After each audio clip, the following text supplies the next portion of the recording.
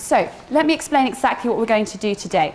So this conference is made for students like you who are doing the GCSE Maths exam. Okay? It doesn't matter if you're doing the higher or foundation tier, all of you here are trying to get at least a C grade.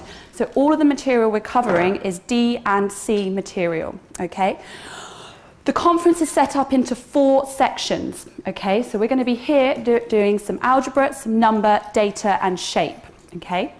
During each of the sections, I will be explaining to you some of the key points, like don't forget to do this, make sure this is how you do it.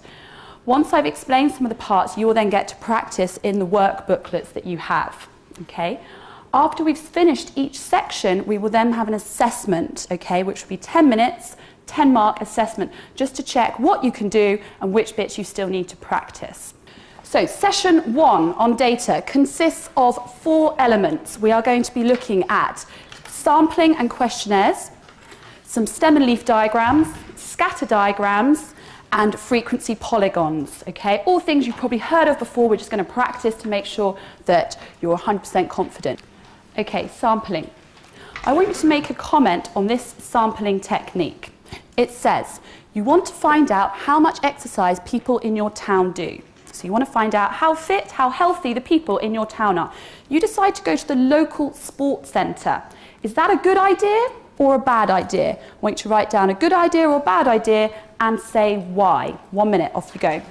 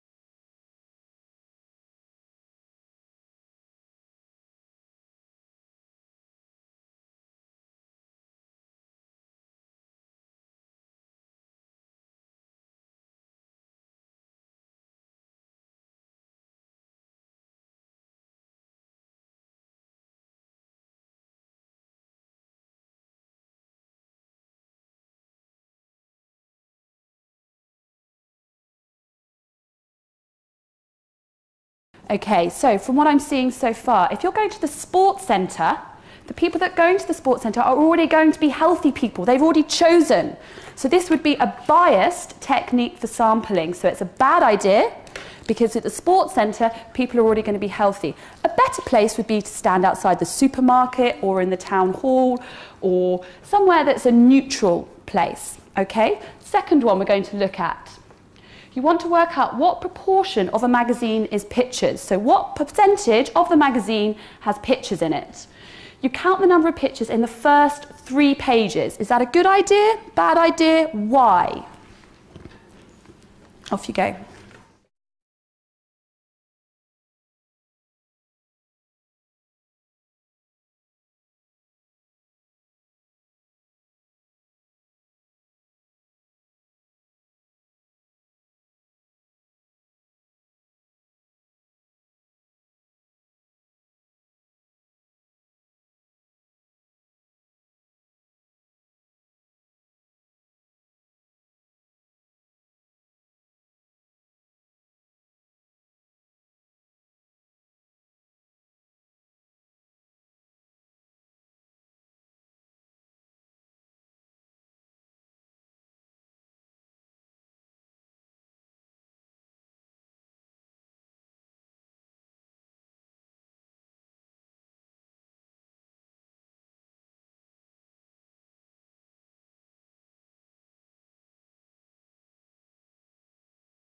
So once again, when you're looking at the first 3 pages of a magazine, quite often the first few pages have big pictures on. They make the magazine look attractive, so you want to buy it, you want to look inside. So it's not representative of the entire magazine. A better idea would be to count every 3rd page or every 2nd page or every 5th page so that you go through the entire magazine. So once again, the technique is biased for sampling. Okay, moving on, we're going to look at some questionnaires now. So if you just look down to the bottom page, this here, again, I like this topic because it always looks the same in the exam. Okay? There's normally 2 parts in the exam question. First off, you have to critique the questionnaire. So you have to say what is wrong with it. And the second part you're going to need to do is improve it. So similar to what we were just doing on the sampling, what's wrong with it? How can you make it better? Critically, a questionnaire involves two parts. The first part is the actual question. How many of this? Do you like this? And the second part are the response boxes. Okay, so again, we're looking at two things.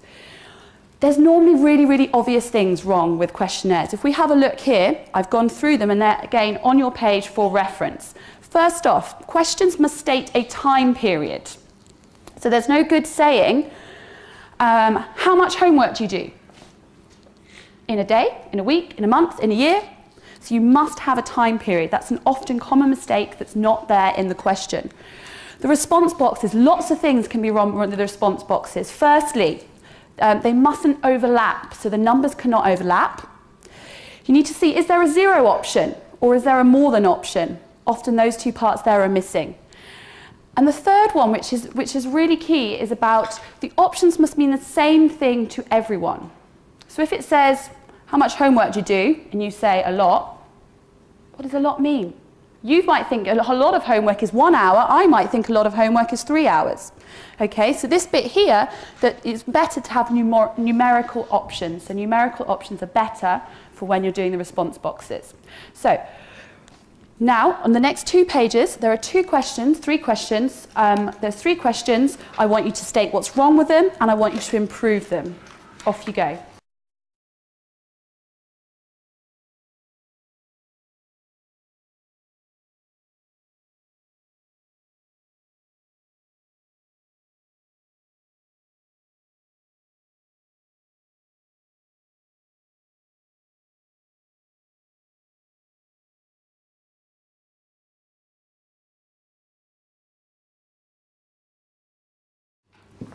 Okay, I'm just going to explain some of the things that I'm seeing. You can check whether you are doing similar answers down here. There's more than 2 options. So first off, where it says how much money do you spend on magazines, there is no time period. First thing, no time period. The second thing that's wrong with this question is there's no option. What if you don't buy magazines? You don't like reading magazines? There's no zero option. What if you really like magazines? There's no option for more than £3. What if you spend in between values? What if you spend £2.50 on a magazine or £1.40? That's not there, so there's no in between options. They're the 3 main reasons for your first one. And improving it, you've got to make sure that you include those elements. So how much do you spend on magazines per week, per month?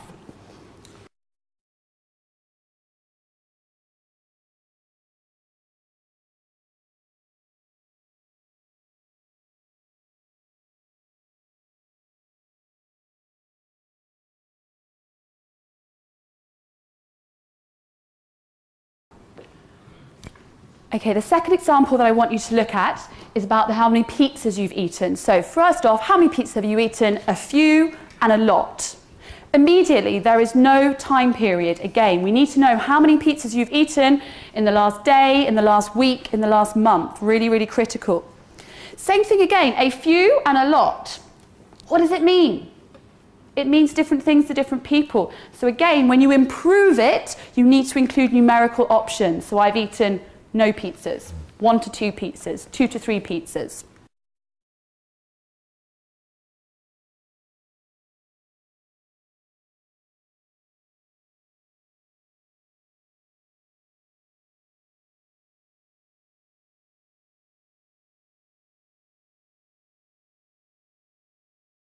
Okay, and the third and final one, how many DVDs do you watch? We've got some options here, 1 to 5, 5 to 10, 10 to 15, 15 to 20, okay?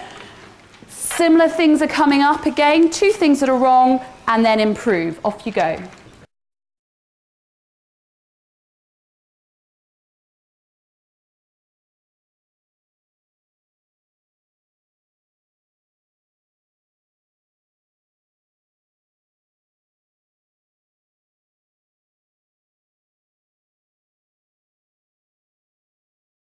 Okay, so if we look at this question, how many DVDs do you watch?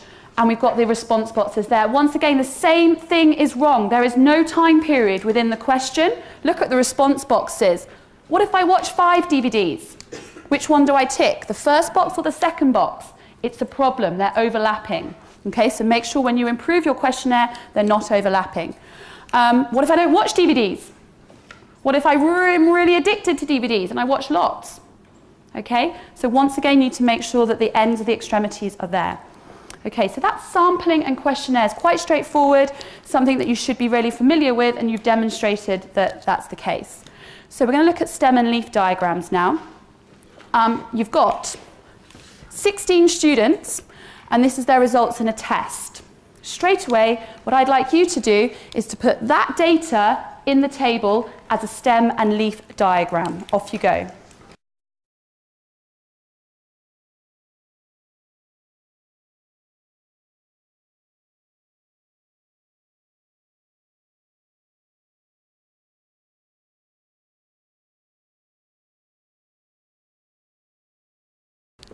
So one thing you might like to do that would help you is that once you've actually put one of the numbers into the stem and leaf diagram, that you cross it off.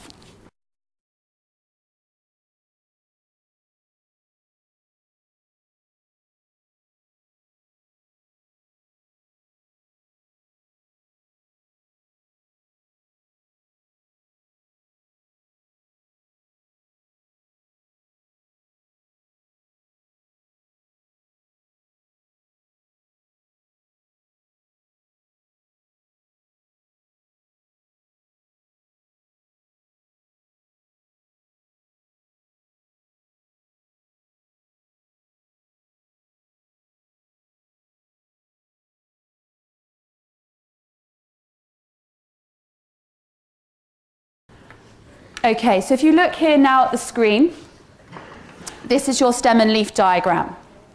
Lots of people straight away went for this. The numbers are in increasing order. So we have 5, 7, 8. The next number here, this one, is 11, not 1. Okay, key thing. This number here, what's this number? 23, great. One of the other things that you should be doing when you've done this before you move on is to check you've got the right number of numbers. So in the question it said there was 16. So I go to my stem and leaf and I count. 1, 2, 3, 4, 5, 6, 7, 8, 9, 10, 11, 12, 13, 14, 15, 16. Yes, I have 16 numbers. Very easy to miss one out when you're under the stress of the exam. This gets you 2 marks. For your final mark, you must have a key. Again, they might not tell you to do that, so make sure you've got a key in there. This is straightforward.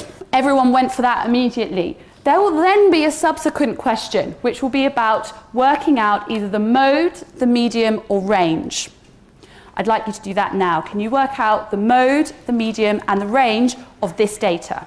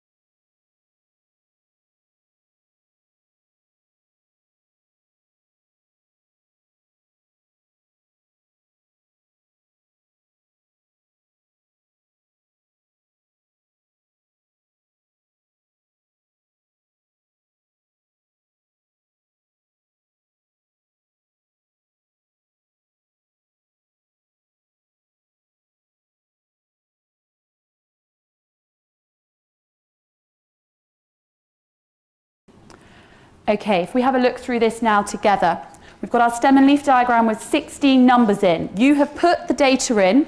We are now going to work out the mode. The mode is the most popular number. So looking at our table, we see that the number 7 appears twice in this row. But it's not actually the number 7, it's number 17. Okay, so the mode is 17. The number appears the most. The second thing we need to work out is the medium. There are various strategies for working out the medium. But what most people like to do is cross off. So if you look here, we're crossing the 5 and the 45. We're starting with the biggest and the smallest. If we can continue that, crossing off, we reach two numbers left in the middle, 17 and 20. The medium is going to be halfway between 17 and 20. You can add them up, divide by 2, or you can count in. So the medium is going to be 18.5, halfway. The last thing is the range. The range is the biggest number, which in this case is here, 45. Subtract the smallest number, 5. So our range is 40. Okay? Once again, write out 45 subtract 5 equals 40. That will show that you know what you're doing, and another mark may well be available. Okay. So we're going to look at this we're going to look at this stem and leaf diagram again. Mean, median, mode, range. You should be able to work those out fine. There will be another question possibly that looks like this. How many students scored at least 30 in the test? How many students scored at least 30 in the test? First question, does that include 30? Yes, so at least 30 includes your 30. So we go to here, 30, 38, 41, 45. So there are 4 students who scored at least 30 in the test. What I want you to work out is a different question. What is the probability of selecting a student at random who scored at least 30 in the test? So not how many, what is the probability of selecting a student who scored at least 30?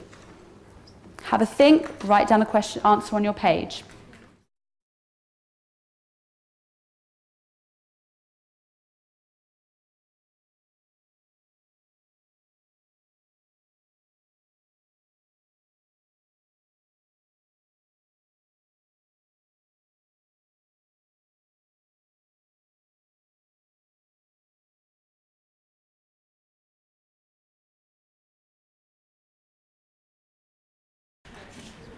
So let's have a look at this. First question, how many? Count them, 4. Second question, what is the probability of selecting a student that scored more than 30 in the test? So we have 4 students who scored over 30, at least 30 and over, out of 16. It turns into a probability. So there we've got our answer, 4 out of 16, 4 over 16. Which is the same as, if you want to simplify it, to 1 over 4, 1/4. Okay. So far we've covered 2 of the sections. We've looked at sampling and questionnaires, and we've looked at stem and leaf diagrams. The next section we're going to look at is something called scatter diagrams. These 4 points up here is what you can expect from a scatter diagram question. The first one, you maybe will be asked to plot coordinates, so plot extra coordinates. Normally, you're not expected to plot all of the coordinates. Most of them will be on the graph already. You'll be able to have to plot some additional ones. The second thing you're going to be asked to do is to describe the correlation. That means the relationship, okay? Then you need to draw a line of best fit, and you need to use your line to estimate values. So they're generally the 4 things that you're going to need to do. I've put a point here about be careful about scales. Okay? It's not generally that people can't do the questions, they just don't read the scale properly. So we're going to be practicing that throughout the section on scatter diagrams. First off, can we just look at this word correlation? Describing the correlation, often students write a big long sentence, okay? And they use up lots of time and energy. There are only 3 things you need to write down for a correlation. They're going to be positive, negative, or 0. They're the three options that will get you the mark for describing the correlation. So you might want to write that down next to the word correlation. Positive, negative, and zero. Often they don't have, when you're in the exam, zero correlation, they're not going to ask you, they're not going to give you one with zero correlation, because if there's no correlation, you can't draw a line of best fit. Okay, so the most popular choices are going to be your positive or negative correlation. When you plot your coordinates, okay, some people just do a little circle. It would be much more helpful if you do a cross. So next to the word coordinates, I want you to draw an actual cross. Okay, to remind yourself that the best way to plot your coordinates is with an X, a cross. Draw the line of best fit. What mathematical piece of equipment are we going to need to use to draw the line of best fit? A ruler. Really, really important that you use a ruler. And again, when you're using your line to estimate, you're going to be using a ruler at the same time. So let's have a look at scales. You've got 4 sets of coordinates there. I'd like you to plot them onto the grid now.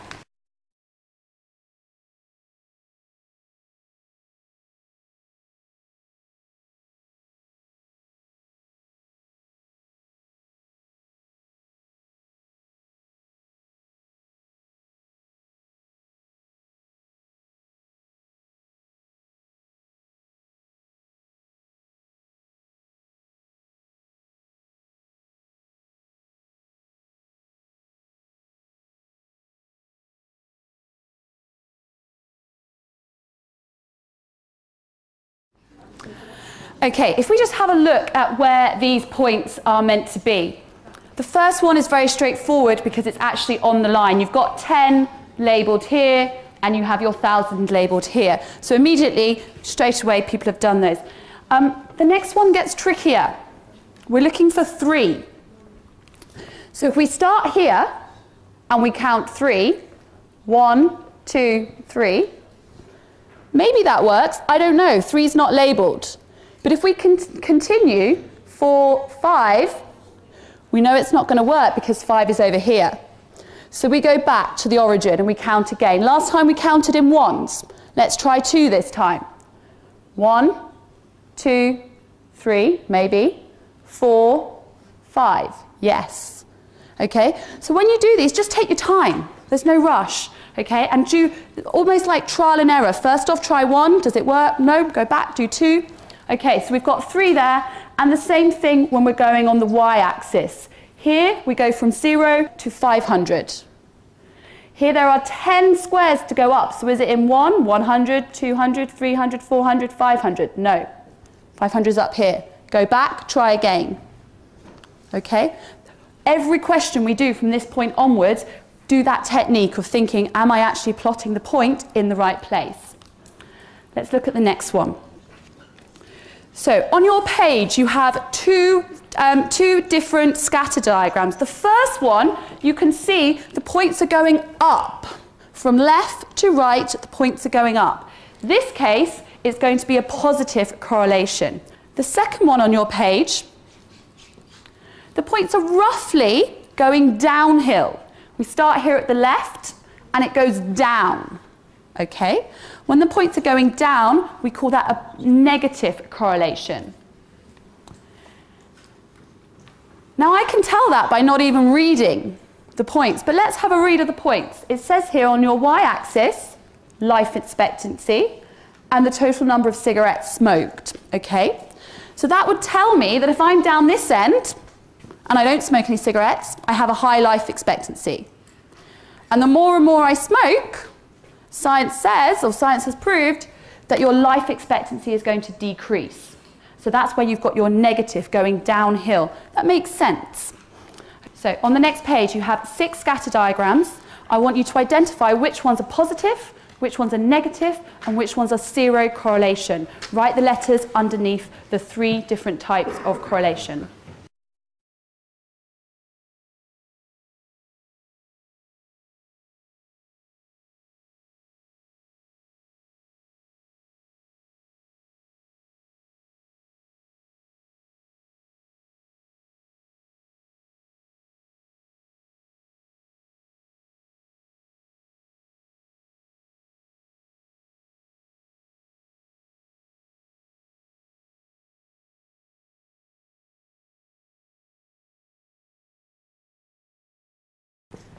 Okay, let's have a look. So A is a negative correlation, B a 0 correlation, all the points are everywhere, there's no relationship. C, we have a positive correlation, the points are generally going uphill. D, another positive correlation, that's a stronger correlation, the points are closer. E is a negative correlation, again a strong correlation. You can see that would be easy to draw a line through, the line of best fit, with your ruler. And F, again, another negative correlation. Okay, if you just review back to that list at the beginning, we have 4 main points, plotting extra points, coordinates onto your graph. The second thing you're going to have to do is to describe the correlation. Is it positive, negative, or 0? The third thing we're going to look at now is to be able to draw the line of best fit. So you need a ruler, and you need to look at the graph on your page. Before you have a go, just look at this. I would recommend that you use a clear ruler. If you have a clear ruler, you can see the coordinates underneath, okay? You need roughly equal number of points above and below the line. You might like to actually count. Another really key point is here that it does not have to pass through the origin. The origin is here where the 2 X and Y lines meet. It doesn't have to go through there. It might, but doesn't need to. So your 3 points, use a clear ruler, roughly the same points above and below the line, and it does not have to pass through the origin. So let's have a look at an example here. This one's not in your booklet, so if you just look this way. We've got the same graph we had before about life expectancy and number of cigarettes smoked in a week. The line is going down, it is a negative correlation. We want to use the equation to estimate the life expectancy for someone who smokes 10 cigarettes a day. So what we're going to look for 10 on the y-axis, we're going to look for 10 on the x-axis. We are going to use our ruler, not just our finger, our ruler to go up to the line of best fit, and then we're going to draw a line across. At which point we will be able to estimate the life expectancy. So in this case here, using this line, we're looking at 72 years. You're going to have a look at this here. So this graph shows the relationship between students' results in a non-calculator and a calculator paper. So in your GCSE maths exam, you're going to be doing a calculator and a non. What's the correlation? Describe the correlation. What are we looking at here? Positive, great. Okay, so this here, we have a positive correlation. We want to find out if a student scored 72 in the calculator paper, can you estimate what they would have scored in the non-calculator paper? So there's one thing missing. Straight away, you must draw your line of best fit. Once you've drawn a line of best fit, you can estimate. So you need to go on your x-axis is the non-calculator paper. We don't know what the non-calculator paper part is, so we go up to the calculator. We know that they got 74 in the calculator paper. Be careful of your scales. Find 74, draw a line across and down. Off you go.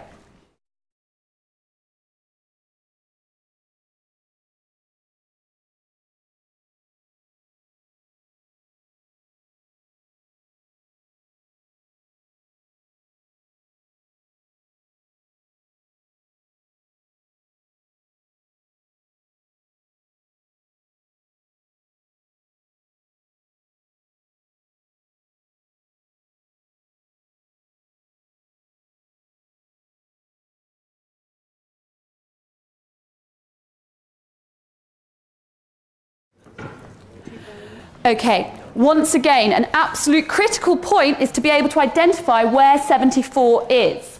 So when we're looking at our x-axis for our calculator paper, we can find 70, we can find 75. We're going to do our counting again. If we go up in ones, we go 71, 72, 73, 74, 75. It's not going to work. 75 is up here. So we go back, and actually it goes up in twos. So in this case, 74 is along here.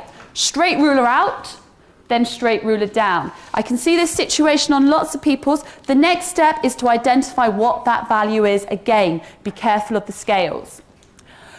On this particular one that's up here demonstrating the line of best fit, it comes out as 76.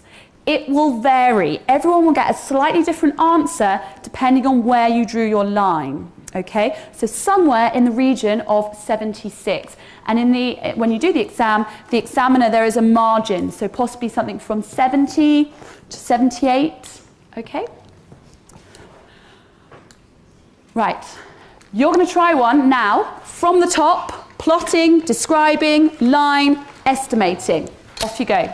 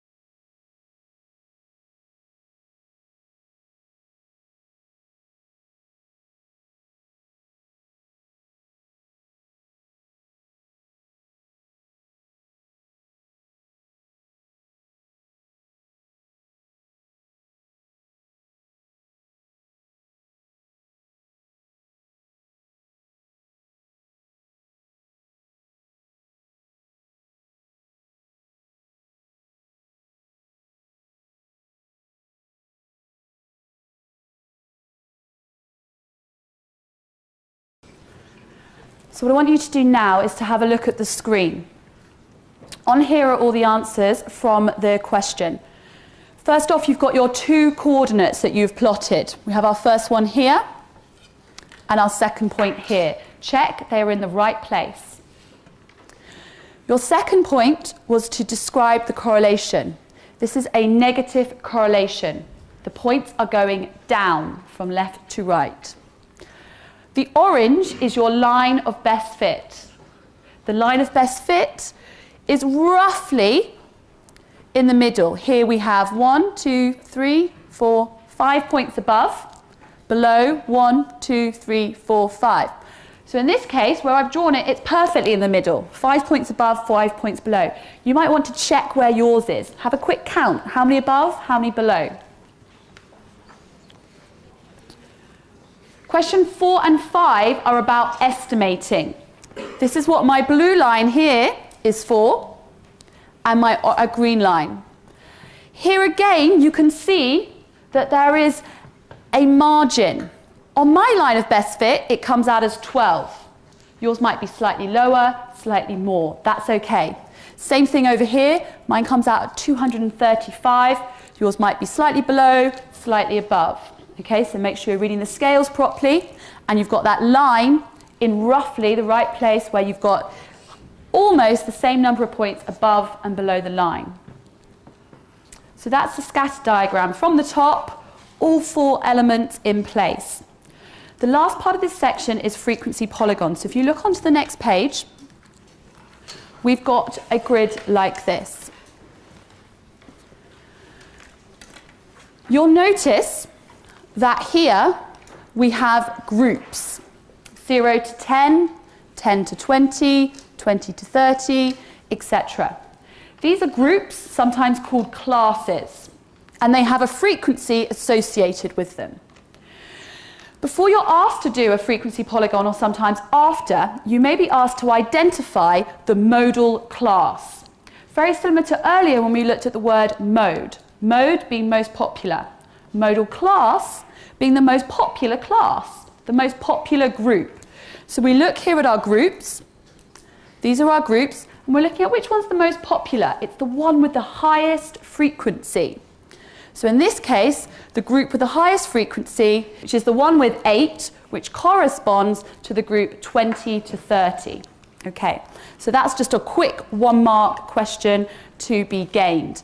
Then what you need to look at is to do a frequency polygon. I popped down the notes onto your sheet. It says plot the midpoints with the frequency. So the midpoints of the groups, halfway between 0 and 10. 10, 20, 30. So all the way here in the middle, we've got 5, 15, 25, 35, 45. You might like to add another column on and write midpoints. Once you've identified the midpoints, you simply plot the midpoints with the frequency. This is what we're looking for, a graph that looks like this. Midpoints and frequencies joined up with a ruler. Each of the points are joined with a ruler. Have a go if you can reproduce that on your sheet now.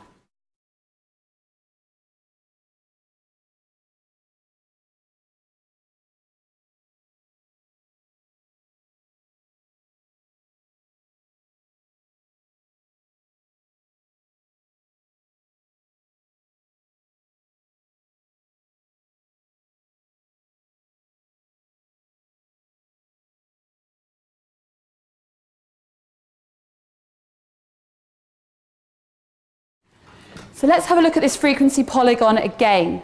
It's worth 2 marks. The first mark for plotting the actual points, again using crosses, showing that really clearly where the points are. Your second mark is for joining the points up with a ruler to form the graph. Okay, so 2 marks for that. Again, one further one for you to try on the second page down below. Off you go.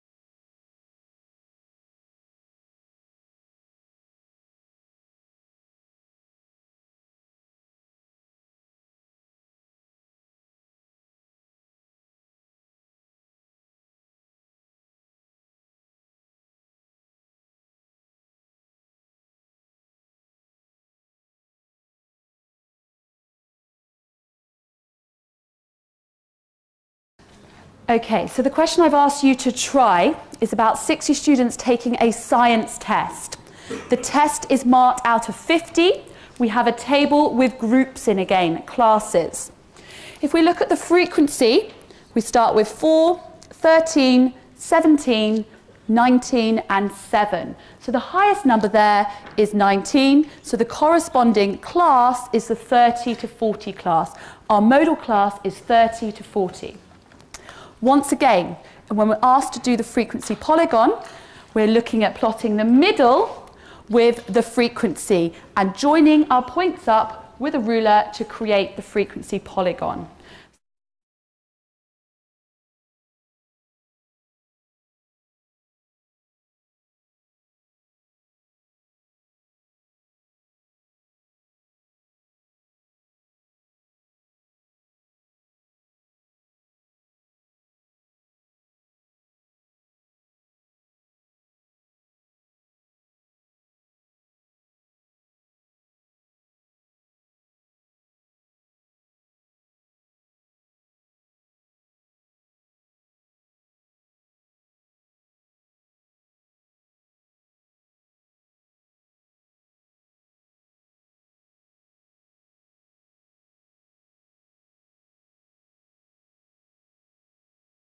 So that's the end of the first section on data. We've covered 4 elements: sampling and questionnaires, stem and leaf, scatter diagrams, and just then frequency polygons. You are now going to take a 10-minute assessment on all 4 of those elements.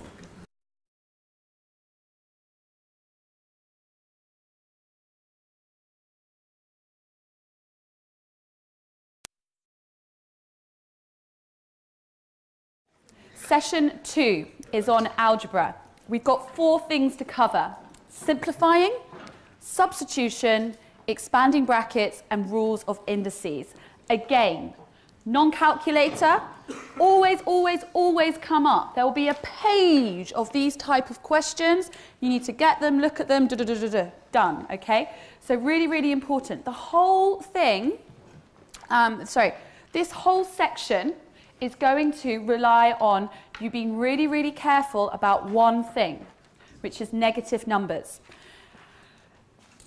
As easy as they might seem, that's all the thing that's going to cause you any problems at all. So anything to do with negatives, you're going to have to be really, really careful about the rules. And we're going to spend some time going through those together. Okay, so first thing I want you to do, you've got 6 algebraic expressions. I want you to simplify them. Off you go.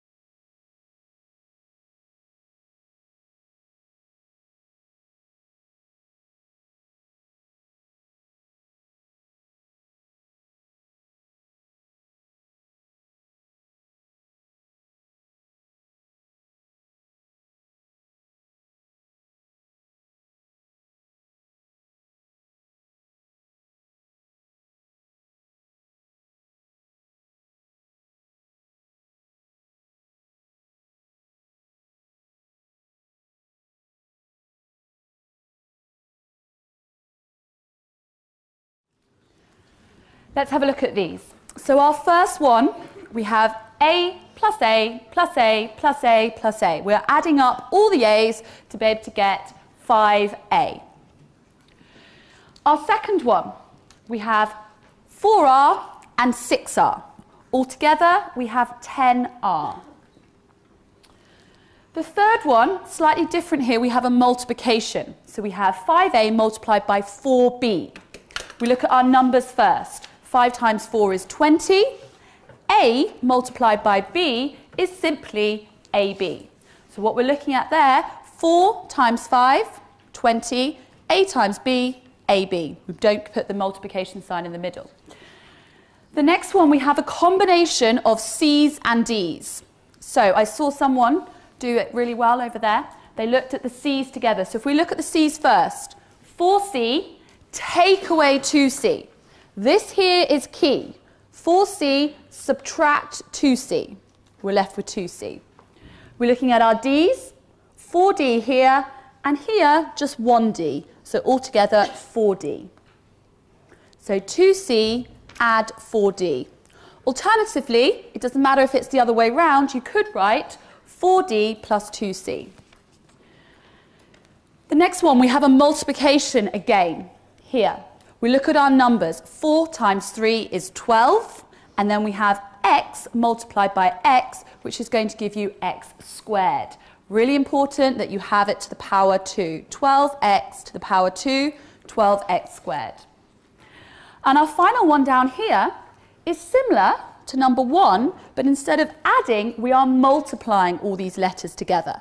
So r multiplied by r multiplied by r multiplied by r is going to give us r to the power 4. Okay? So number 1 and number 6, there's a difference there when you are adding and multiplying.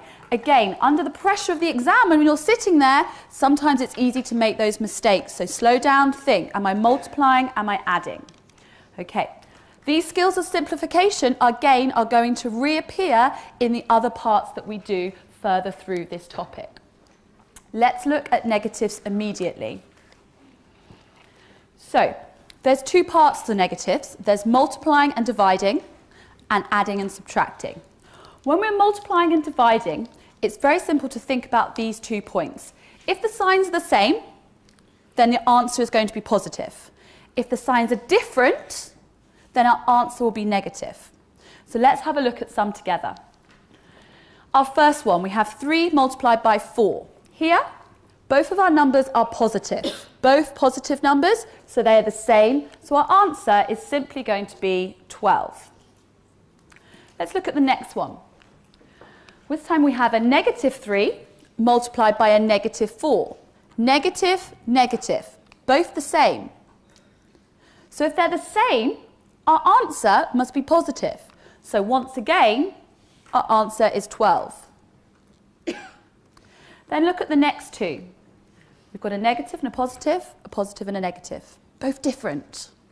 So if the situation is that these two numbers are going to be different, the sign's going to be different, our answer must be negative. So once again, we've got 12 in both cases, 3 times 4, but we've got negative 12 and negative 12. So the signs are the same, positive answer, the signs are different, negative answer. Okay, you might want to refer back to these as we go through. Let's look at when we're adding and subtracting. Similar, but there's something different here that I've put down I'd like you to highlight. Look at the touching signs, the signs that are next door to each other. Not just is that a positive number, is that a negative number, the signs touching. Let's look at an example together. So on your page you have this one here.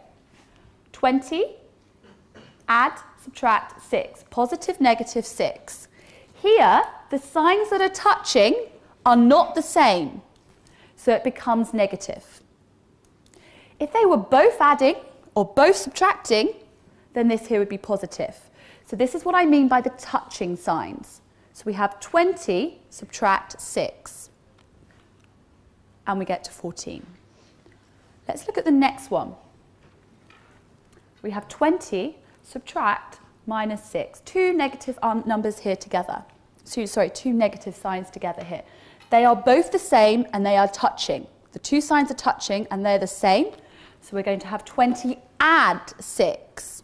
The touching signs are the same. Both negative, it becomes positive here. So answer there, positive 26. Then look at this situation. I don't mind if that's 20, minus 20, a negative number, that's fine. I look at the touching in the middle here again. We've got a negative and a positive. So on the next line, we're going to have negative 20, subtract 6, the negative, because these two signs here are different, and we come to the negative. So through to that is minus 26. They're the only possible combinations of things that you could have. Okay, and once again, I've put on here, if you've got negative 20, and you go down another 6, you're going to go further. So you need to think of a thermometer, you need to think of a number line, and there's no harm in the exam if you actually just draw yourself a number line and use it. Okay, so that page there and what you've got on your sheet will be reference for the further things that we work on with negatives. Think about touching signs, think about are you multiplying and dividing or adding and subtracting. and be really careful. Okay, so let's look at the next page. We're going to look at substitution. I've got 3a, add 3b. This one's not in your pack, so if you just look at the screen, 4a plus 3b. Substitution. You will be given values for a and b. They will tell you. In this case, a is 5, b is -2. Okay? They're telling you this is the case. You then need to put those numbers in the place of where the letters are. So our first one here, we have 4a. 4a, as you've just done in the simplification before, means that we need to multiply 4 by whatever a is. And in this case, a is 5, we're told. And then we need to add 3b. 3 multiplied whatever b is, and we see here b is -2. So then we have this. I've popped there on the screen, remember BIDMAS, okay? That means you're going to do your multiplications first. So our first one, we're going to have 20, add, because we had add here before, and 3 times -2. Positive and a negative, -6. Then we look at our touching signs. One's positive, one's negative. So we're going to be actually doing 20 subtract 6, which is 14. Can you see all of those levels of working out? It comes from the top there, and there's 3 further steps. So what you're going to practice now are the following. Please write down as you do them each of the steps and think carefully about your rules of negatives. Off you go.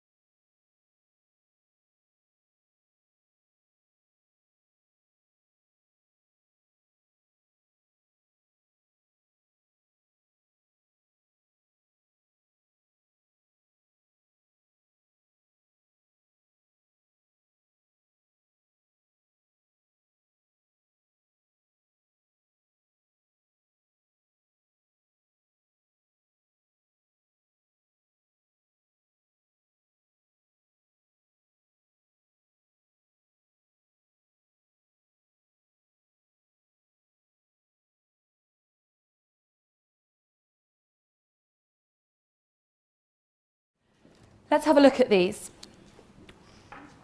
First 2, straightforward. We have 5 times 2, 10.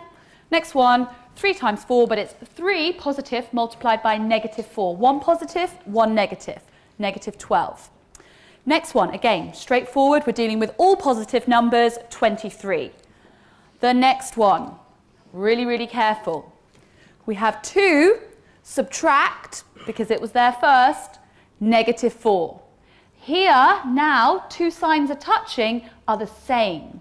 So actually, we've got the situation where it's 2 plus 4, which is 6. Next one again, look at all the working out, all the layers through, and we've got a -15. So we've got a -8 at the end there. So 15 subtract 8, 7.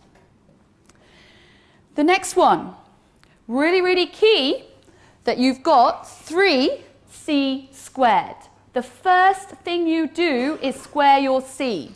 So your c, 2 times 2, 2 squared is 4, then multiplied by your 3. Okay? Rules of BIDMAS, which we'll be covering later in the 4th section as well.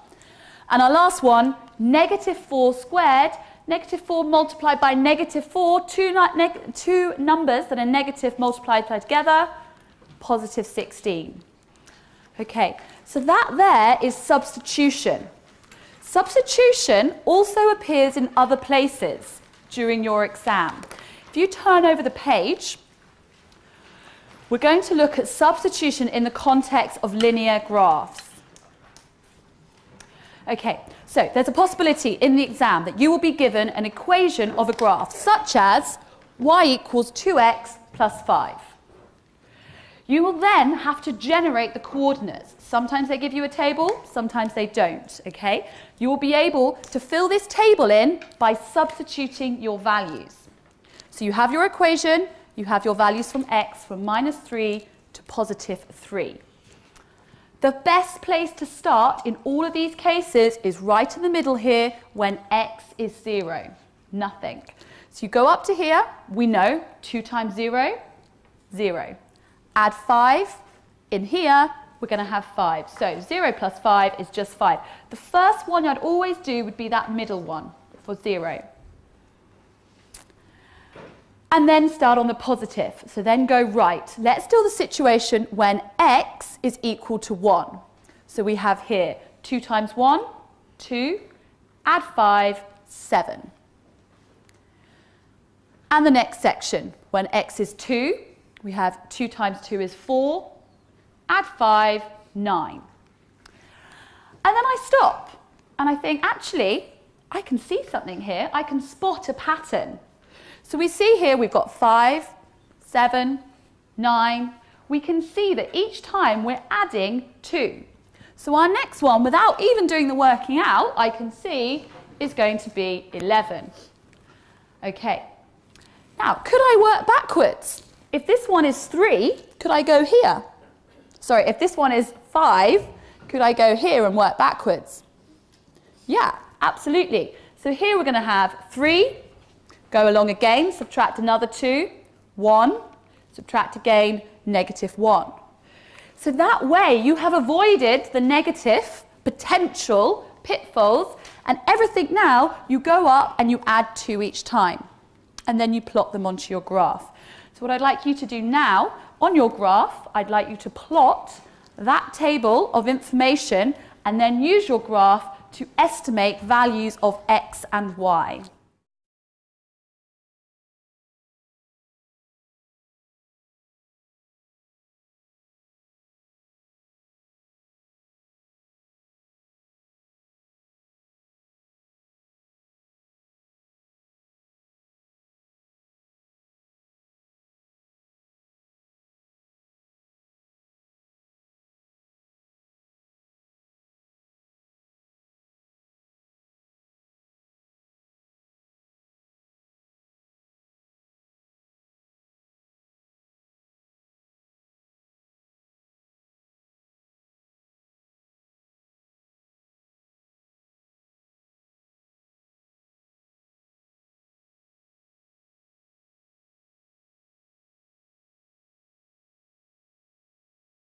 Okay, once again, there is a way to check whether you are doing this correctly.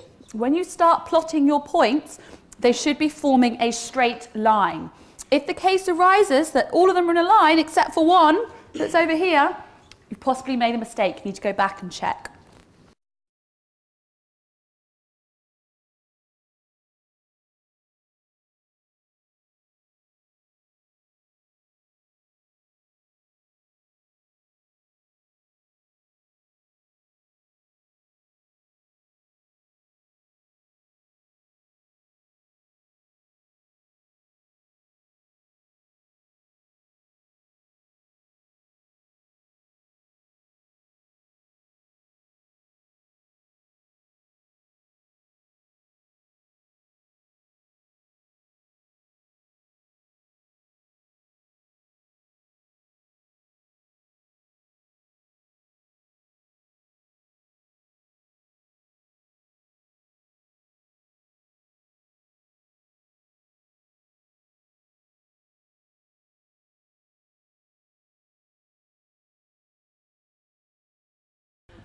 Okay, let's have a look at this now. The orange line. You plot the points, you join them with a ruler. 2 marks are available for this, okay? Don't join the points, you're lost a mark. Then, just like the scatter diagram in the first section, you then need to use your ruler to estimate, and you actually need to draw on the lines. So, the value of y when x is -1.5. So we go to our x, we go to 1, -1, and go along another 0.5. So we are on our value at the bottom. You need to be doing this as well. here, negative minus 1.5, up to the line and across. So y is equal to 2. And then on the other side, find the value of x when y is 8. So on our y-axis, we go all the way up to 8 here, draw a line across, meets the line, comes down, and our x value is minus 1.5. Unlike a scatter diagram, these answers are precise. There is no margin, okay? So you need to have 2 and you need to have 1.5. In your booklet now, there are 2 linear graphs for you to do. Fill in the table, plot the graphs, use your graphs to estimate. Off you go.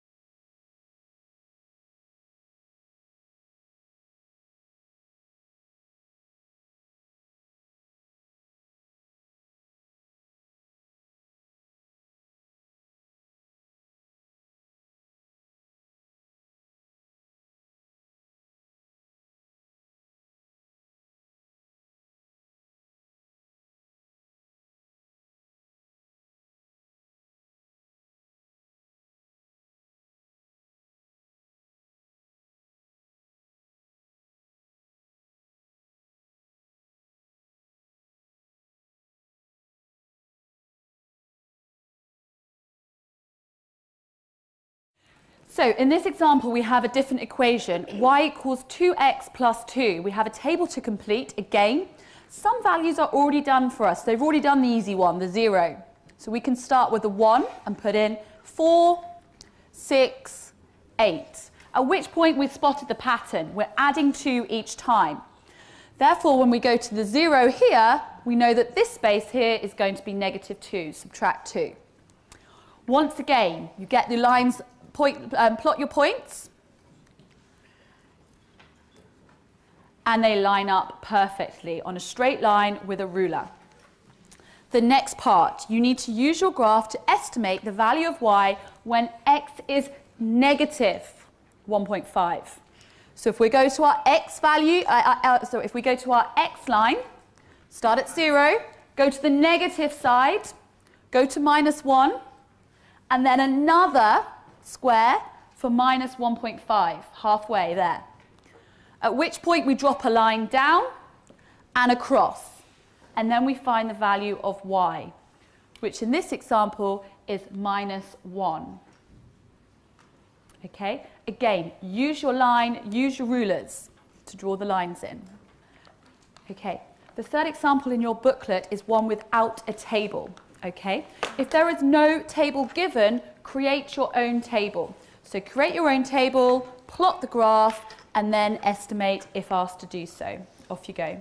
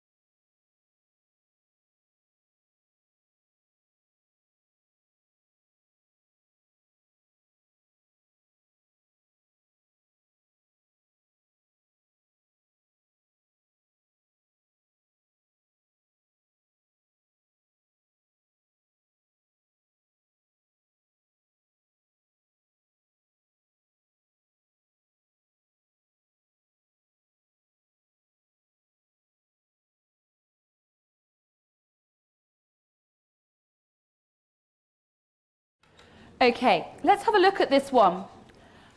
The way that the equation is expressed is slightly different.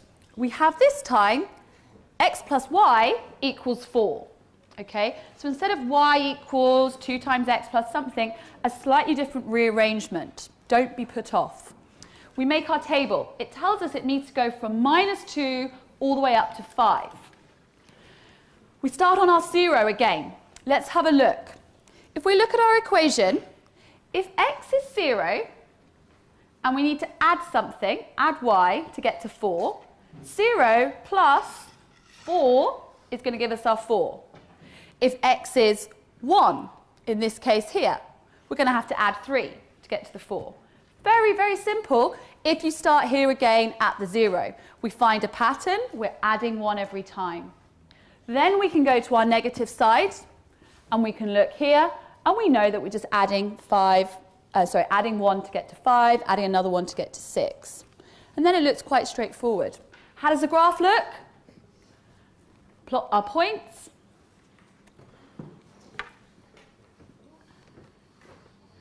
And again, they all line up perfectly. If there is a point somewhere up here on its own or down here on its own, go back, recheck. They must be all on a straight line. So, we've looked at substitution in its pure form. We have then looked at an application of substitution in linear graphs. You may well have to do this for quadratic graphs if you're doing the higher paper, and for other questions where you needed to do where you need to substitute. So what we're going to look at now is expanding brackets. We have an expression with a bracket in. 3 bracket 4x minus 2. I'd like you, with your pen, to write next to the word expand, remove. Remove the bracket. Okay? It's nothing about it getting bigger, which we think about the word expand means. It means actually to remove the bracket. And we are going to remove by multiplying. So you might want to add that again. So remove by multiplying. And it says down here, to expand or multiply out this expression, we multiply every term inside the bracket by the term outside the bracket. What does that actually mean? Let's have a look. Outside our bracket, we have a 3. So we do 3 multiplied by 4x. 3 times 4 is 12. So we know that 3 times 4x, as you've done already, is going to give us 12x. 3 times 4, but 3 times 4x, 12x. But that's not all the terms. We've still got a -2. So we go back. You might want to draw these. Lines in to help. So we then have 3 multiplied by -2. 3 multiplied by -2. 3's positive, 2's negative. So our answer is going to come out as a negative, again, referring back to those rules of negatives. So this is the answer. That's it, done. So that bracket has been expanded. It means exactly the same thing, but it's without the brackets. We have 12x minus 6. You don't need to solve it. There's nothing to solve there. It's an expression. Okay, turn over the page. Oh, same page. Okay, I'll say that. So on the same page down below, there are 4 expressions that I would like you now to expand. Off you go.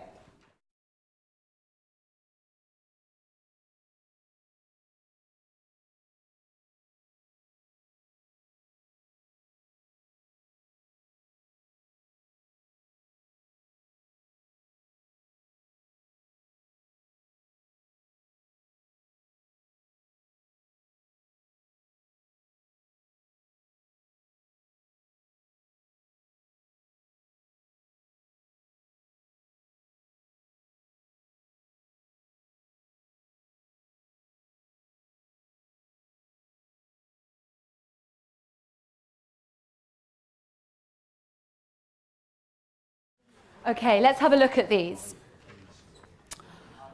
I have put the 2 most common mistakes in red. Check that you have not got these. We need a negative here, and we need an x. Okay, don't leave that x off. Let's have a look why that's there. First off, let's look at B together. We have here 12 times 2 12 times 2 is 24. We know that. 12 times 2x is 24x. Straightforward. We then have 12 positive multiplied by negative 3. So 12 times 3 is going to give us our negative 36 here. Okay? The next most common mistake is missing off the x. Why do people miss the x off? Let's have a look. It says 4x multiplied by 1. People forget and just do 4 times 1. 4 times 1, 4. But actually, our term at the front here outside the bracket, which we're multiplying for, is 4x. So 4x times 1, 4x. We know that, of course. Again, it's something that's easy to miss out. And of course, down here, we have a squared because we're multiplying two a's together. But what I saw was really good. Okay, let's have a look at another situation. So this is a slightly different situation. Let's actually look what it says. Expand and simplify. We didn't have that bit last time. We just had expand. Okay? So we're going to combine the two skills here. We're going to expand the brackets first, and then we're going to simplify our terms. So exactly the same. If you could do the last thing. Let's have a look at this together. So our first one, we're going to be looking at 2 times 3n, which gives us our 6n. Then we're looking again, we've got negatives. 2 times minus 4 is going to give us minus 8, negative 8. That's bracket 1. I'm done. Then I look at the second bracket, this one here. 3, positive 3, multiplied by 3n. 3 times 3 is 9, but we're multiplying it by n as well, so we've got plus 9n. The next part, we've got 3 and 5. We're not adding these together. Everything we're doing when we're expanding is multiplying. So 3 times 5, 15. Let me check. Positive 3 multiplied by positive 5. It's easy. It's just 15. Okay? But if there was a negative there, we'd need to be careful. So that's the first part of the question. That's 1 mark. You've expanded the bracket. Now we need to follow the second word in the question that's helping us. Expand and simplify. This looks like that first sheet you did, okay, where you had to expand it, where simplify the terms. We've got some n's, the 6 and the 9n, and we've got some numbers. So how many n's have I got altogether? I've got 9 plus 6, so I've got 9 plus 6n, which gives me my 15n. So here, what I've then done is rearranged it. So put the n's together and put the numbers together. Then you can see straightforward, 15n, and then this bit's our numbers. Have a look. Minus 8 plus 15. Number line, I'm down at minus 8, and then I go up 15. So we're going to have here 15n add 7. Okay? Again, I'm looking at rules of negatives. I'm using my number line at the end here. Minus 8 up 15 takes us to positive 7. That there has the 2 steps to it. You expand the brackets and then you simplify by collecting your like terms. So on your sheet, there's another one for you to try, which looks like this. Off you go.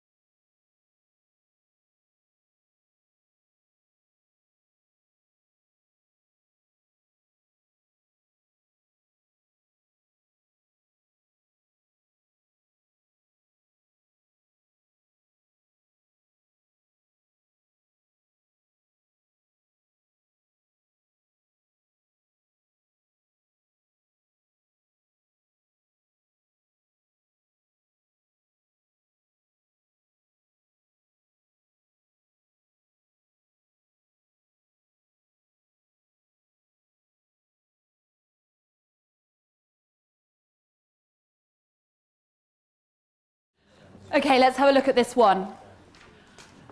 I'm looking, and before I start, I spot 2 things. 2 negative signs in there. A negative 3 and a negative 5. So I see them, and I'm going to be careful. Let's start. So first off, we've got 3 multiplied by 3b, 9b. Next, 3 multiplied by 2, both positive, 6. Next, the negatives appeared. That's the first one. Let's have a look. I've got negative 3 multiplied by 2b. So 3 times 2, 6. I know that. But one's positive and one's negative. They're different. So my answer is going to come out at negative 6b.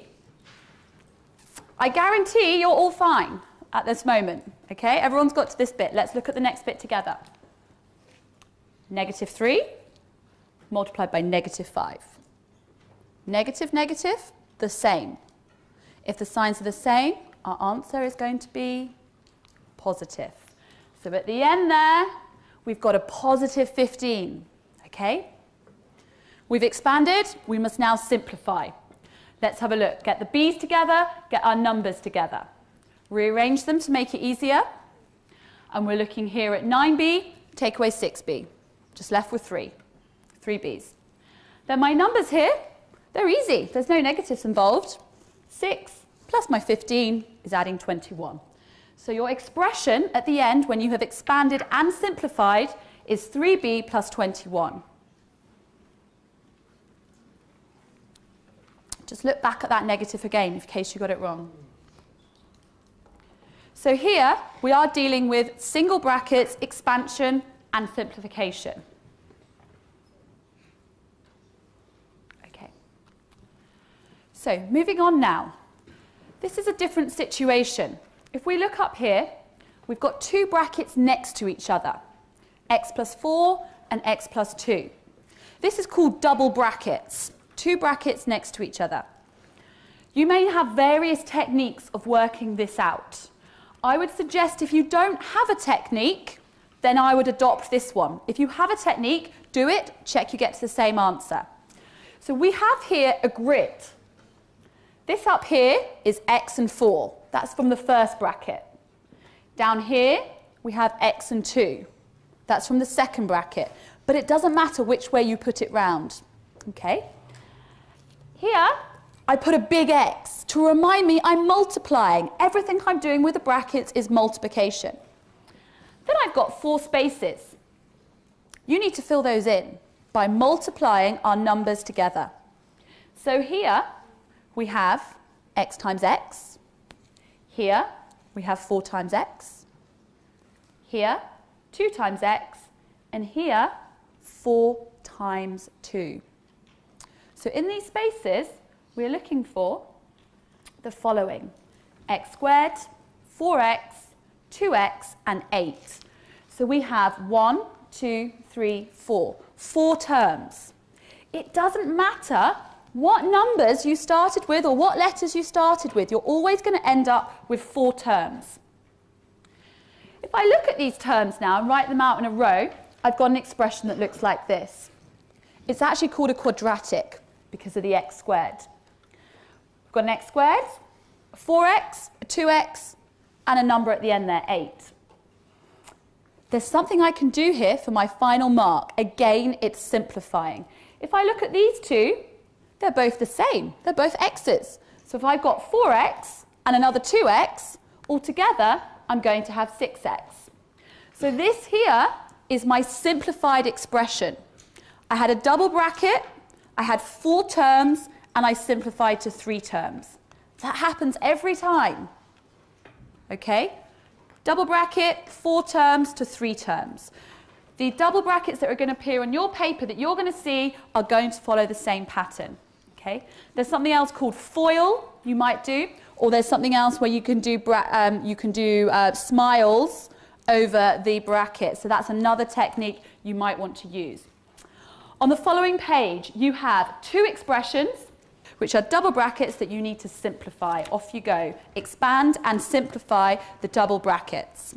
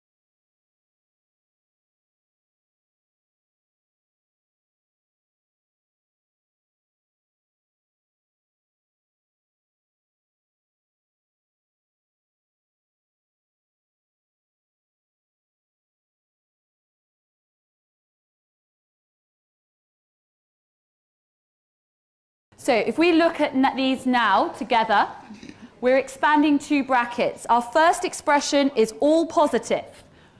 Out comes your four terms, x squared, 5x, 2x, and 10.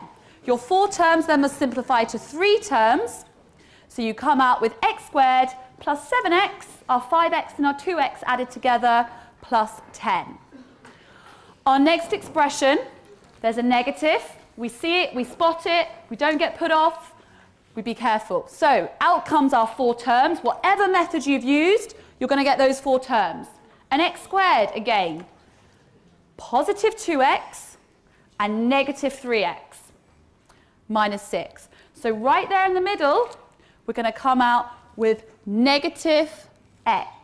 1x is fine as well. So 1 in there, you don't need to put the 1, but if you have it there, no problem. So you've got 2 here, take away 3. So that's where we end up with our negatives. Double brackets, simplifying 4 terms down to 3 terms. Okay, so from what you're doing there, you get your 4 terms out and simplifying to your 3 for double brackets. So our final part of the algebra section are rules of indices. We're going to run through the rules together and then you're going to practice them. There's 3 simple rules that are probably the most popular ones which you need to be able to do. Let's look at the first one together. You've got the 3 rules on your table. You have the 3 rules on your page. The first one, let's read it together. So the first one, when we multiply 2 terms with the same base, the indices are added. The 2 key words there are if you're multiplying, you add the powers. Let's have a look at an example together. First one, a to the power 4 multiplied by a to the power 2. When it says base is the same, it means here that they're both a's. One's not a and the other one's b. They're both a's. The bases are the same. We're multiplying, so our powers simply 4 add 2 gives us our 6. Let's have a look at this in the long way. Our first one, a to the power 4, multiplied by a squared. So all together there, we have a to the power 6. Simply adding the powers. 4 plus 2, 6. Done. Let's look at another one together. 4a to the power 5, multiplied by 2a. Let's look at our numbers first. We've got a 4 and a 2. They're the numbers, they're not powers. 4 times 2, we all know, is 8. So let's deal with that first. 4 times 2 is going to give us 8. Then here we've got our power. Our power on our first term is 5. On our second term, we cannot see the power, but the a is there. So it's like when we write x instead of 1x. A there has a power of 1 on. So what we've actually got, if we write it all out, we have our 4 times 2, we have our 5 a's, and then we have our further a. So actually we're doing 5 plus 1, giving us our 6a. So there, our expression comes to 8a to the power 6. So 8a to the power 6. So when we're multiplying, add your powers. When we're dividing, subtract your powers. So the opposite, okay? So dividing, you subtract the powers. Let's have a look at these. Our first one, we have a to the power 5 divided by a to the power 2. Just look here. This and this is the same. Same notation. The big line means divide, so don't be put off. Same thing, dividing. We're going to take away our powers. So very simply, 5 take away 2 is going to give us 3. A to the power 3. If you're not convinced, let's have a look. On the top, we have 5 a's. On the bottom, we have 2 a's. If we cancel these out, it might be something you've done before, top and bottom, we're going to be left with 3 on the top. A to the power 3. All you need to think is it's dividing, look at the powers, subtract them. Again, we may have a situation where numbers appear. We call them coefficients. Numbers in front of our terms here, our bases. Both bases are the same, p and p, and we have our numbers 4 and 2. So you might want to deal with those first. 4 divided by 2, how many 2's go into 4? 2, 4, just 2. And then we've got our powers. P to the power 6 divided by p to the power 4. 6 take away 4, we know we're simply left with 2. Let's have a look at it long way. That's the whole thing expanded. Divide our numbers, and we're left with 2. Cancel out our p's, and we're left with 2. So again, this bit here in the middle is not necessary. If you remember those rules, take away if you're dividing, add if you're multiplying. That's 2. The last one is to do with a bracket. If you have a bracket, you must multiply your powers. Okay, so let's have a look at 2 examples. First one, y to the power 3, bracket 2. That means here that I want y cubed, y to the power 3, multiplied by itself again, y to the power 3, which is simply, adding them all up together, is y to the power 6. Look back here at the original. All you need to do is multiply your 3 by your 2. 3 times 2. Okay? Again here, q squared to the power 4, 2 times 4, writing it out long ways is just going to give you q to the power 8. You multiply them together. If there are coefficients, if there are numbers in front here, if you had a 4 or 2 or 3, then you're going to have to use your rules of powers to make sure you actually work that out. But when you're looking at the brackets, you multiply your powers together. On your next page, you have 12 mixed together, some multiplying, some dividing, some brackets. This is the final exercise of the algebra section. Off you go.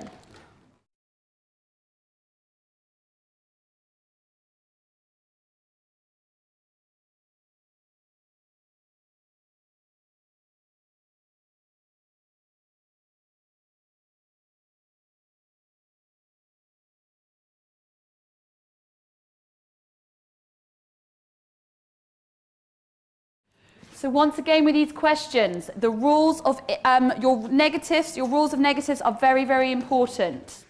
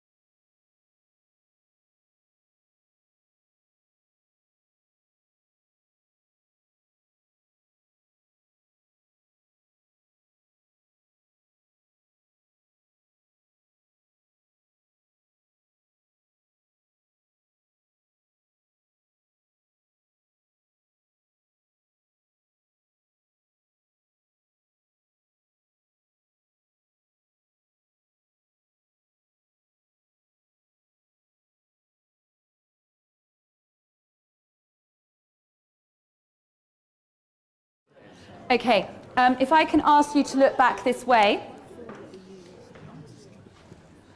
I'm going to go through the questions. I know lots of teachers have been around marking them, and sometimes you don't quite get everything right. I'm going to pause and explain some of them that are slightly more complicated. Apart from that, we'll just go through the answers. Okay, first one, simply you're multiplying, add them together, a to the power 5. Straightforward. Next one, m to the minus 2, m to the negative 2. Next one, 12h cubed to the power 3. There is your 1, your power 1 here, and your power 2 here, so you have your 3. The next one caused some problems. Let's look at this one. So number 4, 3 and 2. 3 times 2 is 6. Deal with that first. 3 times 2, 6. Then look at our powers here. We've got g to the negative 5 and g to the negative 3. Negative 5 and negative 3. We are adding these together. So we have minus 5, add minus 3.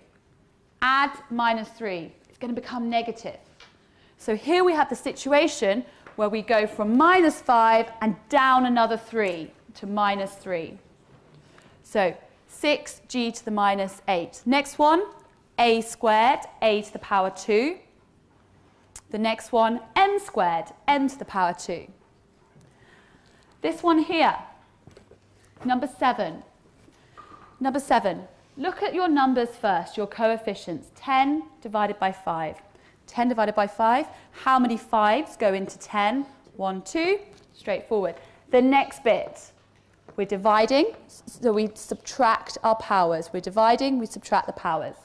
2 subtract 3, not 3 subtract 2. So we're on 2 and we go down 3. 2, 1, 0, minus 1. Okay, make sure that's in there. Our next one is similar. 4g to the negative 8. Number 9, there are 2 parts to it. We do the top first, so we add our powers and we get a to the 8 divided by a squared. Then we simply divide, we're taking away our powers, a to the power 6. Number 10 is a multiply. We've got brackets, we multiply our powers. A squared to the power multiplied by 3, so it's 3 times 2, a to the 6. Again down here we're multiplying our powers, but we have a negative. So 3 multiplied by minus 4, negative 12. And our last one here, we have minus 5 and minus 3. 2 negatives multiplied by together is going to give you positive 15. So g to fit the power 15. Is there any of those you want me to go back over? Okay, so once again, in this whole algebra section, negative numbers have been absolutely key, okay? When you're multiplying and dividing, when you're adding and subtracting, what do you do? And it's all about the signs being the same. Positives and positives make a positive answer. Negatives and negatives make your answer positive. And the signs being different in the situation where we have one positive and one negative, our answer is going to come out as negative, okay? So think about those rules, think about the number line, okay? All of that together now, we're going to do in the same fashion as we had before. We're going to do our assessment. So I'd like everyone to stand up, move to the back quietly. Session 3 is on shape. There are 2 aspects of shape that we're going to look at.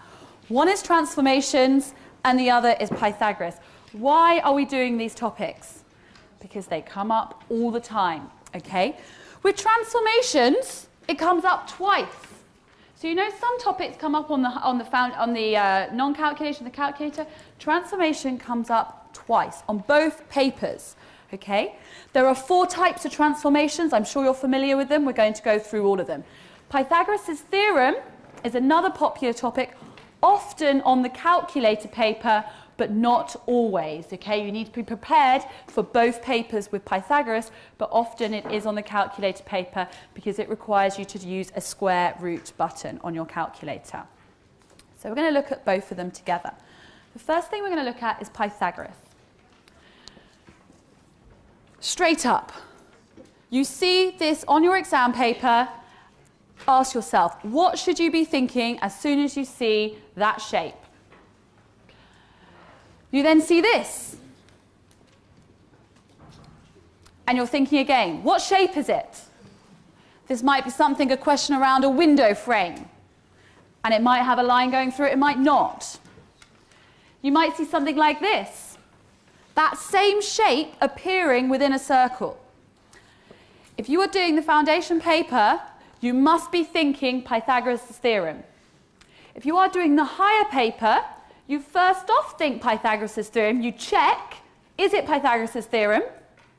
If you think it's not, it might also be trigonometry, okay, which is a B grade topic. So on the foundation paper, it could be one of the two, but on the foundation paper, this is Pythagoras. When you see this triangle, it is a right angle triangle. Every time you see the right angle, the 90 degrees in the corner, it might be a question, it's likely to be a question on Pythagoras' theorem. There are two ways that this question can be asked. Let's just have a look at them. On the left-hand side, we have a triangle. It has three sides. It has a right angle. The right angle's here in the corner, and the side opposite doesn't have a number on. The side opposite is the longest side. It's called the hypotenuse. But the main thing is that we look here and we look over and it's not there. The longest side is not there. That's situation one. Situation two is here, where I look at my right angle, I look across to the longest side, and there is a number there. And the missing side is one of the other sides, either this one or this one. So situation one, the longest side is not there. We don't have it. From the right angle, opposite. Situation number two, the longest side is there. So you're actually being asked to find one of the shorter sides. What I'd like you to look at before we do this is this page. I would like you now, even if you know how to do Pythagoras really, really well, I want you to get your pen, and I would like you to draw an arrow from the right angle to the opposite side on every single one of those triangles, just like this. So the first one there, from the right angle across. So without thinking, just draw some lines across all of them. So the line starts at the right angle and goes to the opposite side.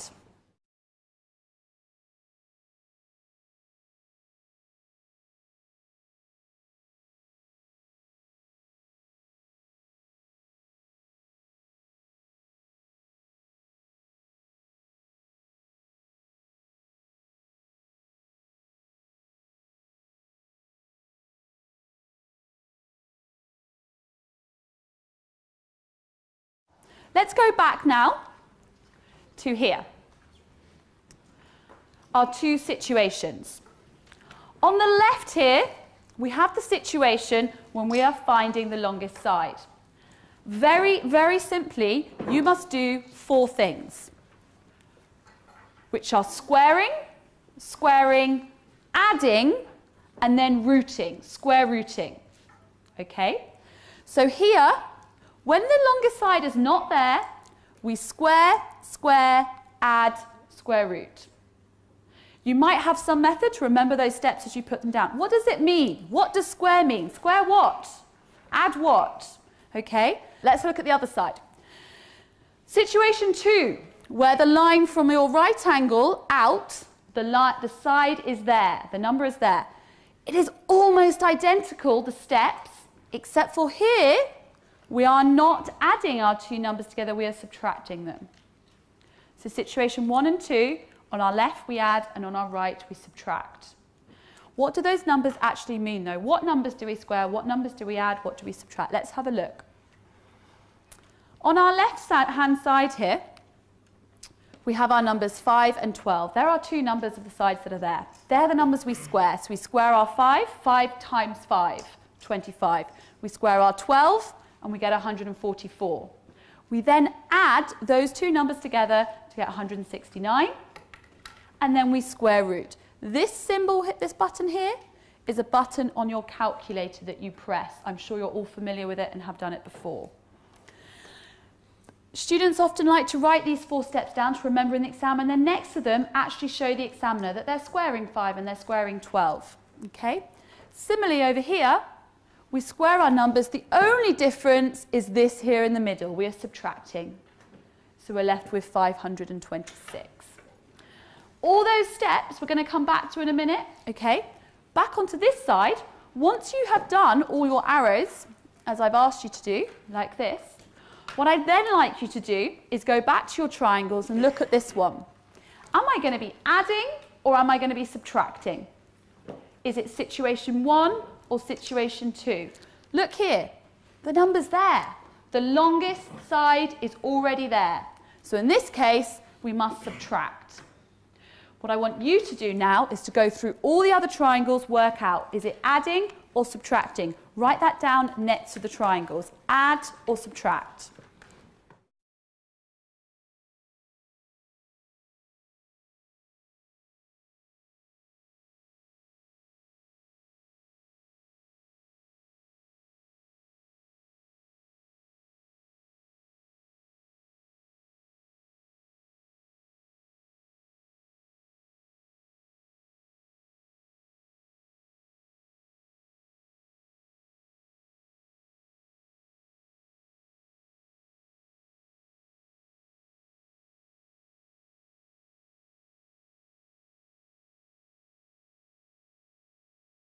So at these triangles here, we do the arrows to help us identify the longest side. We then look at the longest side. If the longest side is there, the number is there, we subtract. If it's not there, we add. Okay, and that refers back to those first two we went through. So we should have subtract, subtract, add. Here, it's not there. So we need to add our two numbers. Subtract, subtract, subtract. They're all there. Here, we are adding. The number, there's no number. It's not there. We've got 12 and 7. The next one, the number is not there. We're adding. And the last one, the number is not there again. The longest side doesn't have anything, so we must add. What I'd like you to do now is to select one addition, one subtraction. If you're fast, 1 or 2. What you're going to do is go through those triangles now, following through, squaring, squaring, adding and subtracting, and then square rooting by following the steps that we had on the previous page. And I will put those back up there. If you want a calculator, let us know and we will bring one to you. So on the sides, some questions, I will bring them now.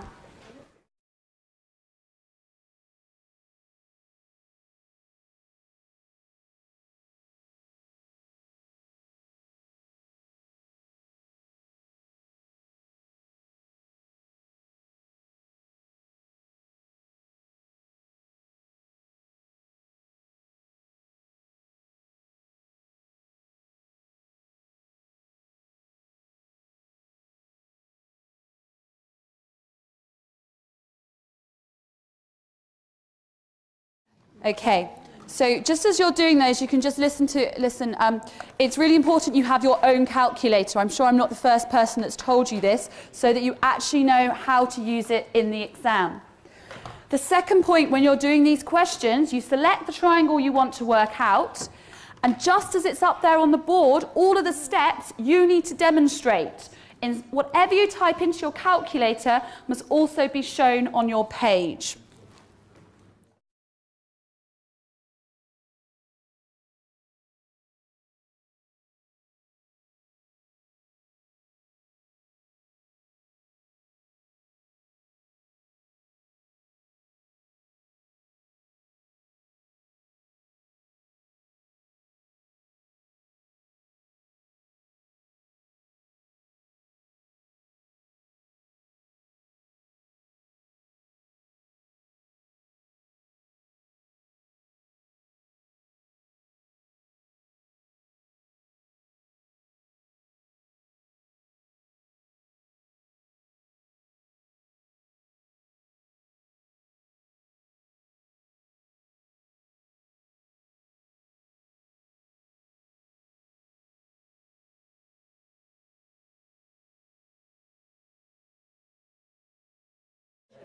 Okay, just as you're doing those as well, you will notice that when you type these into your calculator, sometimes you will get a very large number on display with a number of decimal places.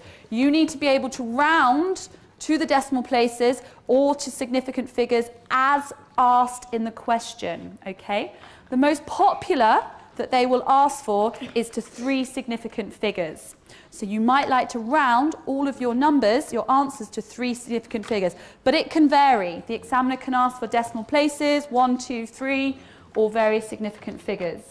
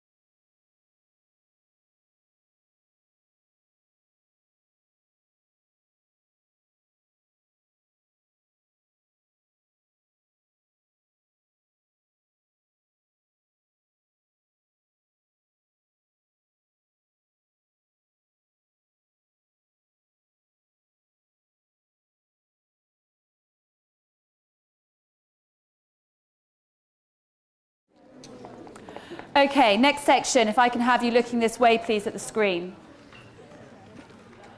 Pythagoras is something that you can continue practicing. As I said at the beginning, sometimes it doesn't look like Pythagoras. It looks like a circle with a triangle in, but it's likely to still be Pythagoras, okay? So even if they try and hide the Pythagoras, don't be put off. If you think it's a right angle triangle, think, do I add or do I subtract? And then continue. What we're going to look at now are some transformations, but before we do that, we need to make sure we can do this. So if you just look up at the screen, please. We need to be able to know the equations of lines. Equations of lines are simply the name of them, what they are called. So we have a grid here, x-coordinate, y-coordinate. All vertical lines, they're the lines that look like this, up this way. That's a vertical line. I am standing vertically. Standing vertically, all of those lines are x equals something. And that's because they go through the x-axis. So let's have a look. If we have a line, x equals 3, minus 3, x, this is this line, negative 3 is here, vertical, up, down. Our line is going to be here. The name of that line, the equation of that line, is x equals minus 3, because it passes through negative 3 on the x-axis. Very similarly, all horizontal lines, this way, that's like what you are when you're in bed, horizontal lines, are y equals, because they pass through the y-axis. So for example, if we're looking at y equals 4, we go to our y-axis, go to 4, and we have a horizontal line across. So our x lines go like this, and our y lines go like this. On your pack, you have 5 lines to draw now. Draw them with a ruler, label them. Go.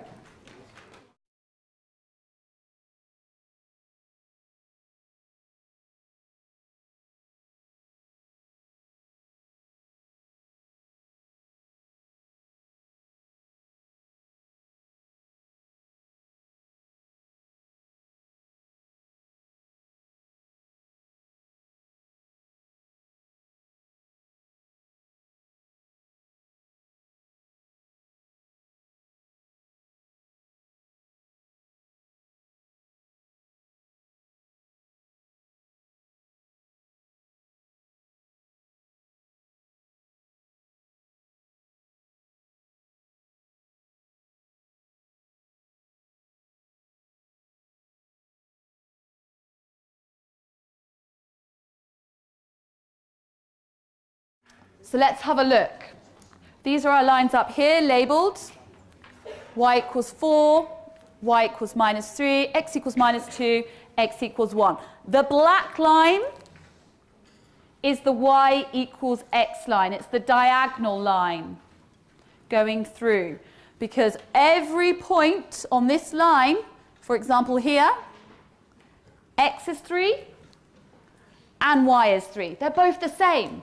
X equals y, y is 3, x is 3. They're the same. All the way along this black line, it's the same all the way along. Okay, these lines are going to be important. This here has all of the key information for transformations. Let's have a look at it. So it says, requirements for describing transformations. There are 4 transformations in the 4 boxes. We have reflections, rotations, enlargements, and translations. Remember at the beginning of this topic I said they appear twice. You have to be able to do them if it says reflect the shape in this, rotate the shape, but you also have to describe them. It might say, what is this? What kind of transformation? And you then need to say, it is a rotation of 90 degrees clockwise, the center of rotation is this. So that's what's really important about transformations. You do them and you need to be able to describe them. So again, let's look at this together. When you are reflecting, there are 2 things to remember. When you are translating, there are 2 things to remember. Enlargements and rotations, there's 3. And that corresponds to the number of marks you get given in the exam. So if it says, describe this transformation, and you look and you think, I don't know, I can't work it out. Look at how many marks they give you. Because if it's 3 marks, it's going to be an enlargement or a rotation. Do you think you could see the difference between enlargement and rotation? Of course you can. If it's 2 marks, it's going to be a reflection or a translation. And if they say describe it for 3 marks, you know that you need to write 3 things, because you're not going to get 3 marks unless you put down 3 things. This here is like a reference. So if you make revision cards at home, this would be a really good thing to have on your cards. And we're going to be referring back to it several times as we go through the different transformations. The first transformation we're going to look at together is reflections. Look at the box in the top left-hand corner. It says the word reflection. That is a mark for saying it is a reflection. The second mark is the equation of the line. Well, that's what you just did. That's the name of the line. Is it x equals 4, y equals -2? And they're your 2 marks. So if you look onto your next page, you have lots of different triangles. I can see lots of reflections. I'm going to give you an example. The black triangle here and A are a reflection. So what I write down, what I'd like you to do is to state pairs of triangles and the equation of the line for reflections. So we have a line that goes through there, draw the line in. And we have black, that's triangle black, with A, is a reflection in the line x equals 3. 2 things, reflection, the equation of the line, x equals 3. You need to see if you can find other pairs of triangles, draw the line of reflection in, and write the sentence. It is a reflection in the line and the name of the line. So you're finding different triangles that reflect each other. Off you go.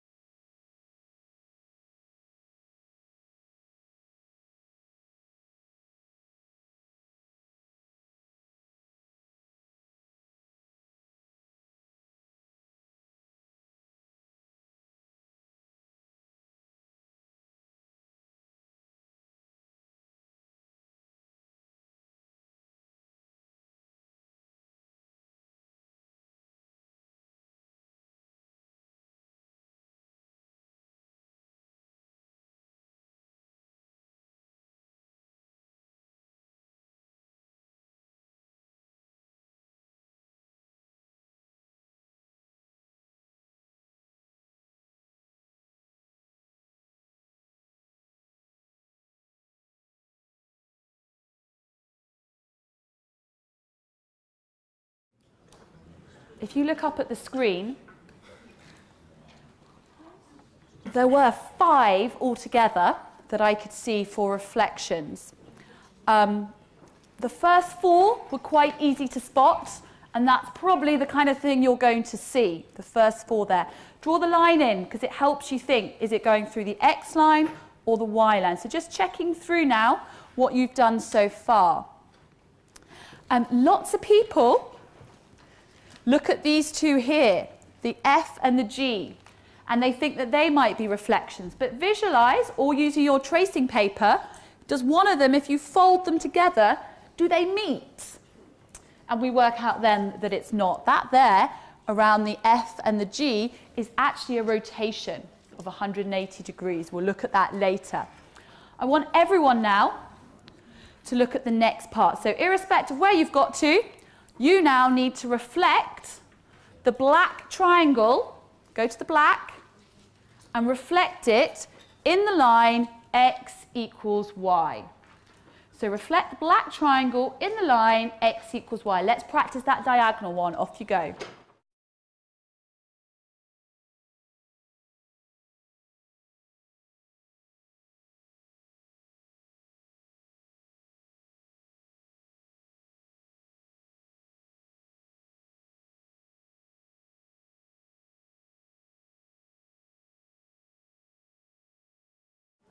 What you've been asked to do now is to reflect the black triangle in the line X equals Y. Step 1, draw the line X equals Y.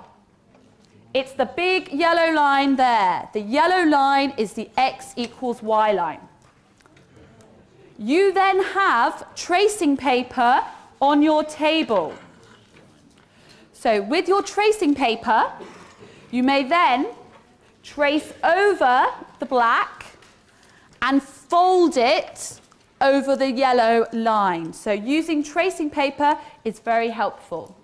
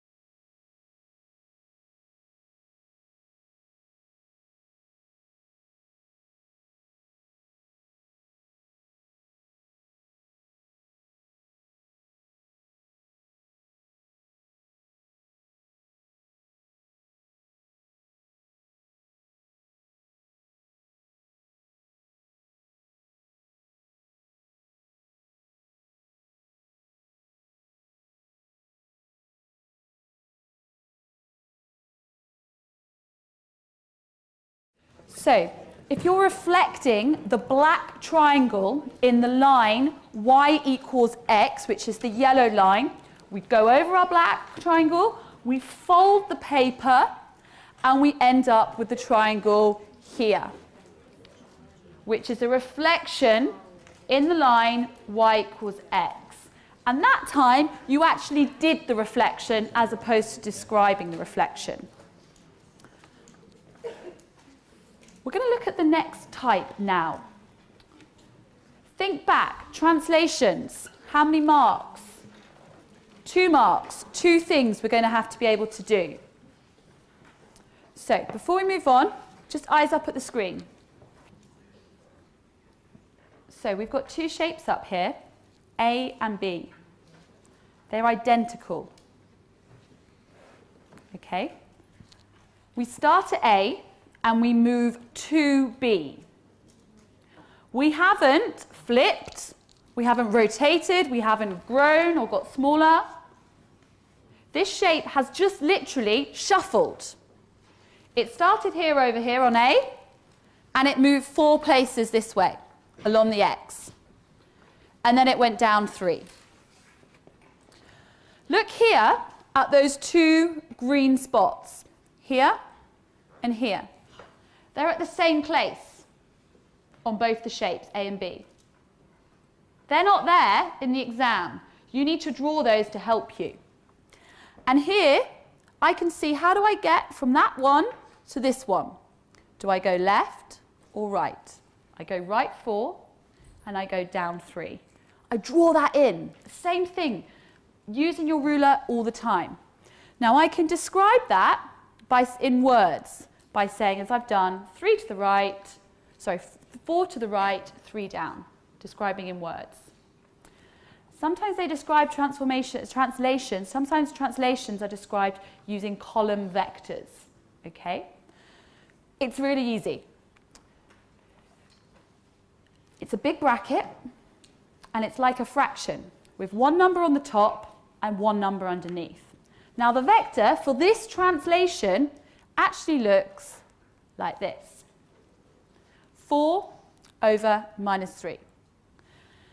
That number, the 4, if we work backwards, the 4 is the number across the top, the X number. And it's positive. I wonder why it's positive. The number at the bottom, the negative 3, is the Y number, the moving up and down. And I went down, and it became its negative number. So what you need to be able to do is to be able to both describe them in words, left or right, up or down, but actually you need to be able to write your translations using a vector, okay? So what I want you to do, you've got that in your pack, so if you write down the vector for that, and we're going to then look at what those mean. So copy down the vector onto your sheet now, if you haven't done so already. That there you've got 4 over minus 3. So on your next page, just as up on the screen here, you've got to take some notes. You need to be able to remember that if the X is a positive number, the number at the top, if it's positive, that means it moves to the right, like what we had in the other example. If the number is negative, you are moving left. And similarly, with the Y, if it's positive, you are moving up. If it is negative, you are moving down. That's the possible combinations that you could have. So again, we have a grid, we have 5 triangles. You are going to express the vector for the translation of the following movements. A to C, C to B, E to D, and C to A. So 4 different translations. What are the vectors? Use the information on your sheet and on the screen to make sure you get the numbers right, positives and negatives. Off you go.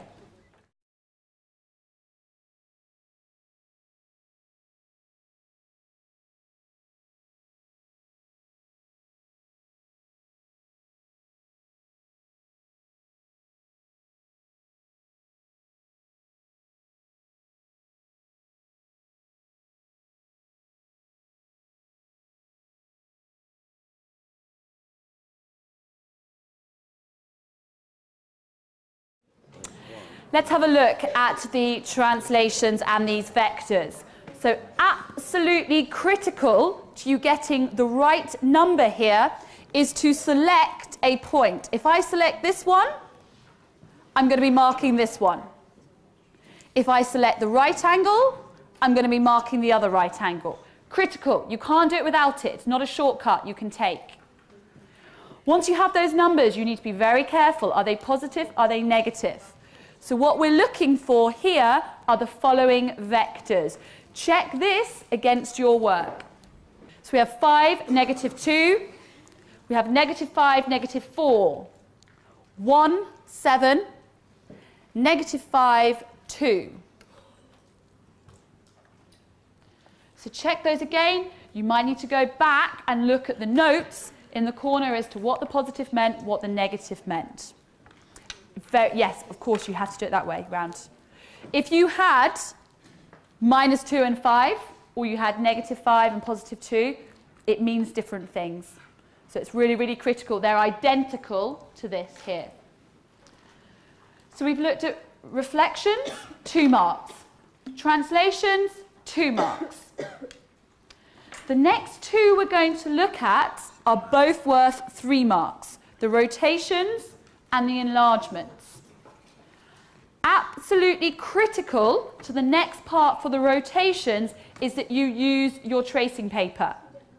So if you want to refer back to your yellow sheet of paper with the 3 things for rotations, you will see that for a rotation, you must say the word rotation.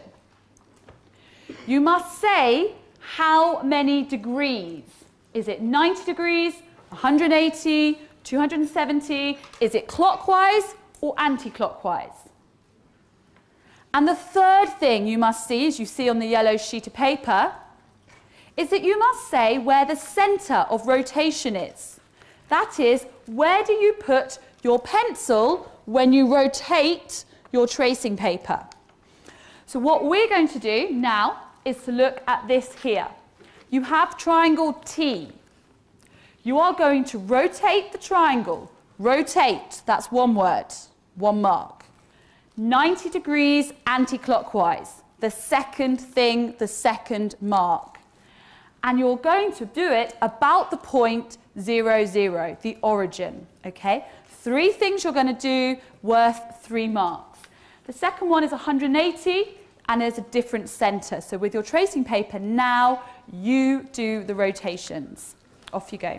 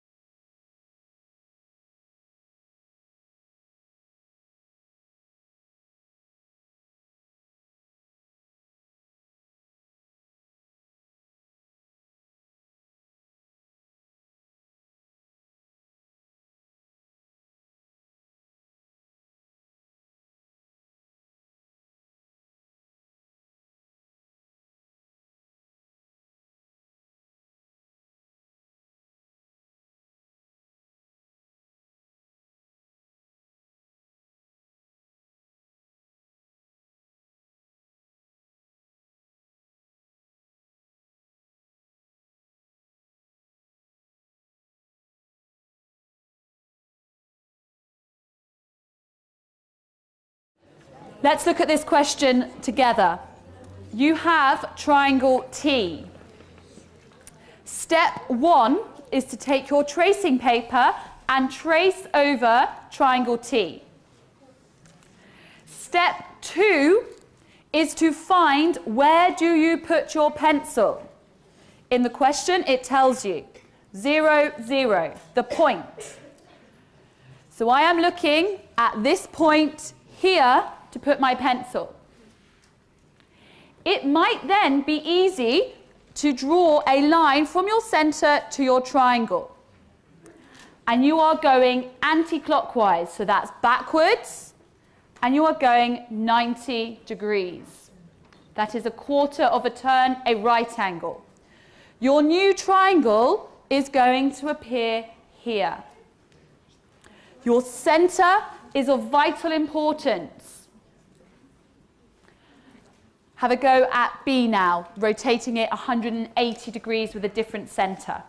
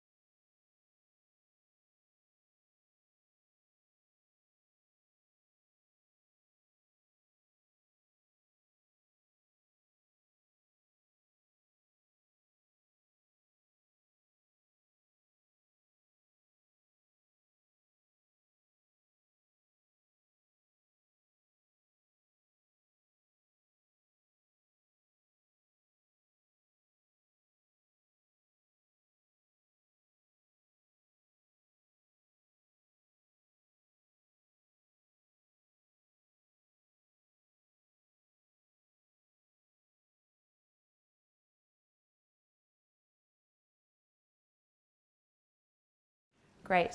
Okay. Well done. We're doing well. We've got one more transformation to do after this. So looking at the next part, we need to rotate again, 180.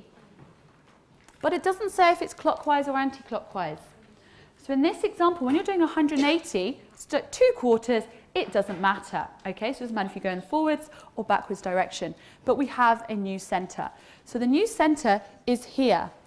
X is 2, Y is 0. I label it. I tell the examiner, I know where the center is.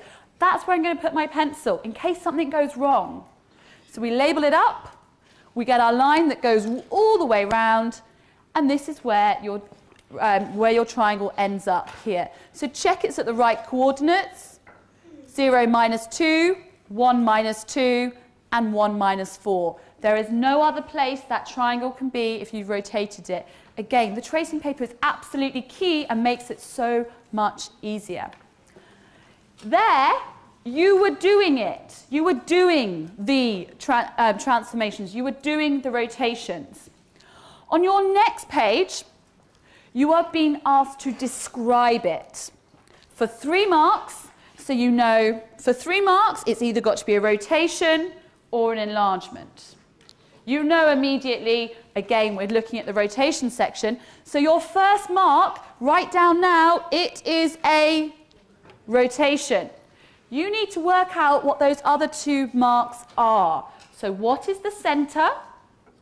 And what is the, how many degrees in what direction? So 3 marks, you work out what those marks are. Off you go.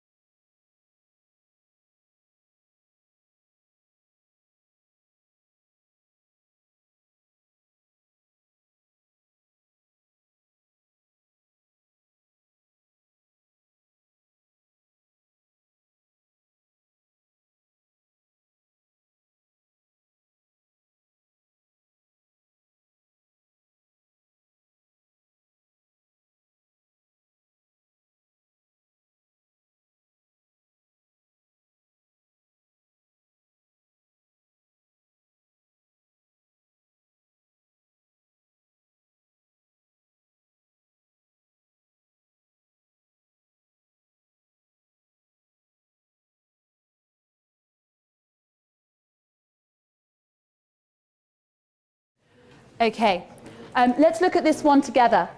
You will notice on this one, as we've just been doing it, the actual grid has been stretched. And if you look, they don't actually look like squares, they look like rectangles, the way it's been put onto the screen and then it's been printed. So it doesn't actually fit perfectly.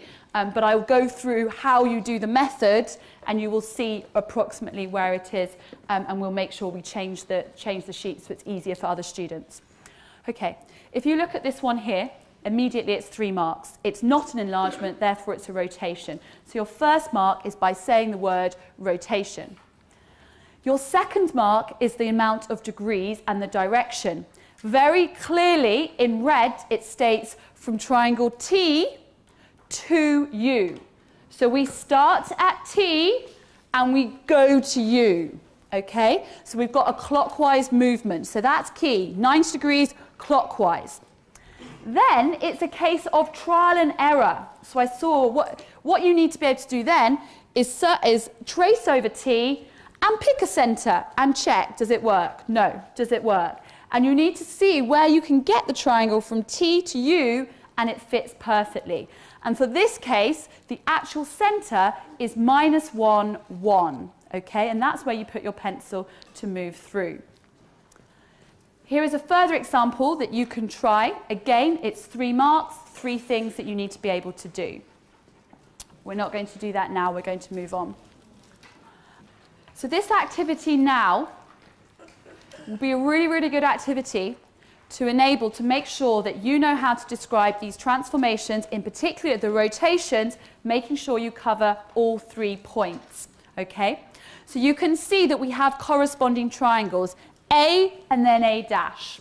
So what you need to be able to do is to identify which transformation gets you from A to A dash for 3 marks. And similarly, B to B dash or C to C dash. So what you're looking at is those different pairs of shapes and identifying what exactly is the rotation, the transformation for 3 marks. We're not going to do those now. You've had some practice at doing the rotations. We're going to move on to the enlargements in a second. Okay? So here you have the answers for those different transformations. They're all rotations. They've all got degrees and direction, and then they also have a center. So check those against your work. You haven't done those. This is what we're going to look at now. So you've done really well, and this part here is the final transformation. So we've gone through from reflections, translations, rotations, and now we're going to look at enlargements. Okay, so that's it. As soon as you've done the enlargements, we're done with the shape in the 3rd section. Let's look at this now. So for enlargements, there are 2 ways you can be asked these questions. Let's just look at the differences. Enlarge by scale factor 3. Sort of 2 things there, enlarge, scale factor 3. Then we have a second type of question where we have the enlargement word, we have the scale factor, all of these should be familiar to you, and then it says a center. Again, it's like the rotation, it's expressed as a coordinate. And the center of rotation, a center of enlargement, is where it actually starts from.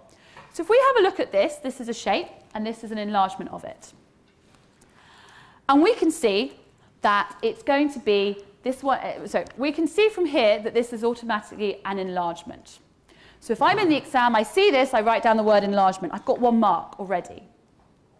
The second thing I need to think about is the scale factor. Well, here you can see from the top here, this one's 1 and this is 2. If we look at this one here, this one is 2 and this line here is 4. So it's double. The scale factor in this case is 2. Straightforward. It's an enlargement. The scale factor is 2. To be able to find the center, you need to be able to draw lines backwards, like this here. So these lines here, I start at corresponding corners, this corner and this corner, and I do a line backwards. And I notice that all the lines meet at a particular point, and that's my center. So in some ways it's easier than the rotations where you're doing trial and error and seeing if you're getting it right. But on the enlargements, all you need to do is draw your lines backwards. Where they meet is the center. So what you've got now in your booklet is 2 examples of enlargements for 3 marks. What is it? What's the scale factor? And where is the center? Use those rulers. Off you go.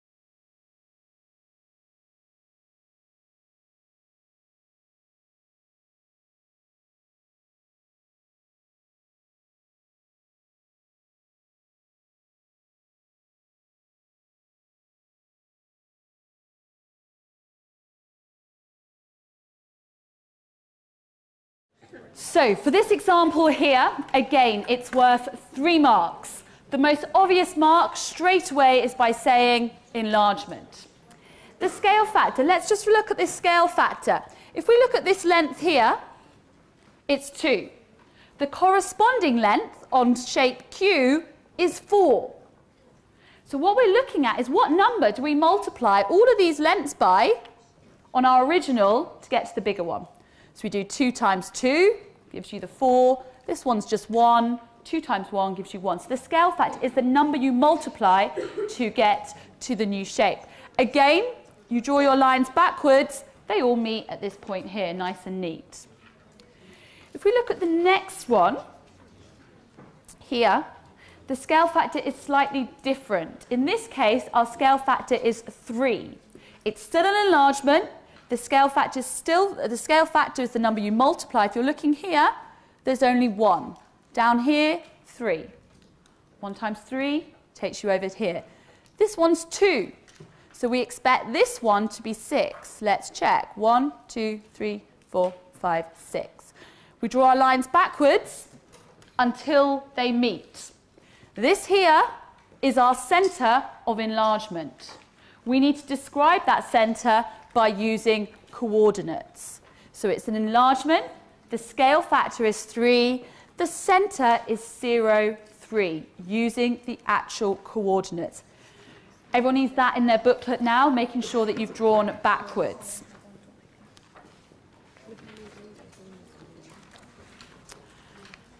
Okay, at this point, you need to contain the Pythagoras and the 4 different types of transformation. You need to be able to take more things with you this time. Tracing paper, you need to recycle the one, it's fine. Calculator, ruler, pen or pencil or both. So, stand up to the back, let's go. So if I can just remind you where we've got to and where we need to go for the remainder of today's conference. I am aware that you've done 3 assessments and you may not have seen where you've got so far in your tests and stuff. So what we are about to do now is the 4th section. Then there is another assessment in the same fashion that we have done, at which point then your teachers will have to speed mark the remainder of them, and we will go through some sort of little like basic tips for the exam in 2 weeks' time. And then you'll leave today, at the end of the day, having completed four assessments, having a better idea possibly of things that you're fine and you understand completely, and then some of the other topics that you need to go back over and build into your revision schedule in the last 2 weeks before the exam. Okay, so the last section, you'll be glad to know, the way I've structured today, got rid of the harder stuff at the beginning, the stuff that takes a bit longer, and this section now is the number section. It's all without a calculator. So if you do have a calculator, feel free to use it to check your work, but actually you're going to have to do all these types of questions without a calculator in the exam. So our 4th section is on number. Remember, refocus, everything we are doing is D and C material for the GCSE maths exam. We are going to be covering 5 topics, okay? Lots of them are related, lots of the skills in one of them are going to carry through to the other. The first thing we're going to look at is something called BIDMAS. It can also be called BODMAS. It is about the order in which you do your calculations. If you just look here on the side, the B stands for brackets, the I stands for indices, and if it's BODMAS, it will be an O, and it's like order of operations. The key thing, it's the powers, okay? And I'm sure you're familiar, D is division, M is multiplication, A is addition, and S is subtraction.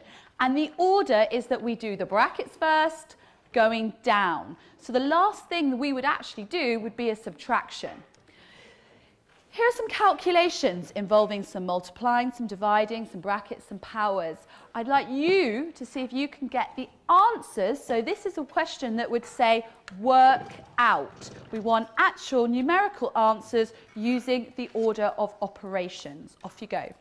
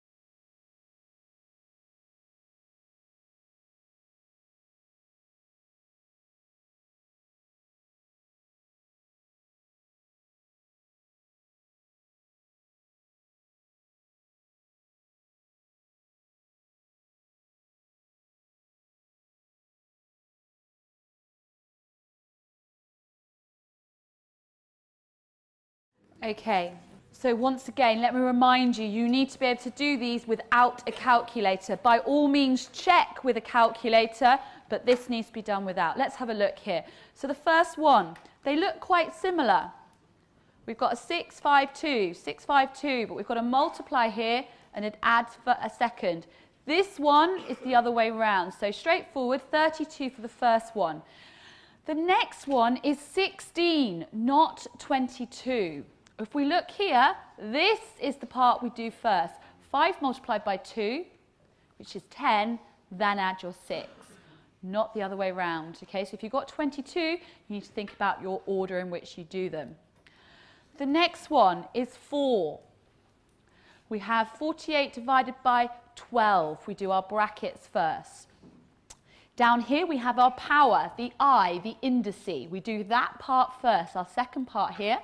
So we know 3 squared is 9, not 6. Common mistake again. 3 times 3 is 9. Add your 2, makes 11. Okay? Again, down here we have 24 subtract 15, 9. Shouldn't be any problems. And again, down here, we're not doing that takeaway first. The subtraction is last, the multiply is first. We have 35, subtract 12, which is 23. Okay? Often these come in sets of 2 or 3 marks, okay? And they'll have a mixture of things like that's there. They don't get any harder. That's what you need to be able to do. Okay, good work. We're going to move straight on now to long multiplication. In the exam, you get given one number that has 2 digits, like 58. And you have another number that has 3. We call it a 2 by 3 multiplication. Two digits, 3 digits. They may have decimals in, but they may be integers. They may be whole numbers, okay? Up there, 58 multiplied by 157. You have probably done this several times recently in exams and past doing all your maths. This here, you may have different methods for doing. You may use a grid, you may use a column. You need to decide what works for you. 3 marks are available. Make sure you don't make any mistakes. Have a go now, please.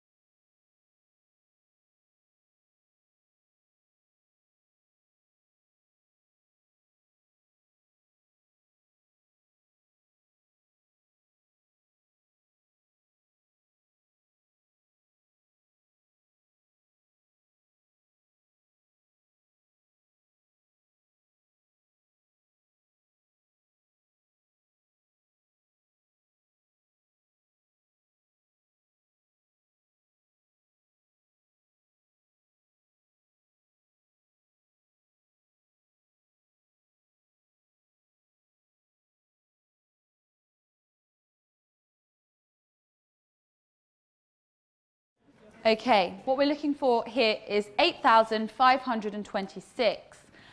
The point here, whichever way you do it, if you do it a grid or a column, this possibly is where you may have made a mistake if you didn't get that answer. Check that you have 2,000 as opposed to 200. How does that happen?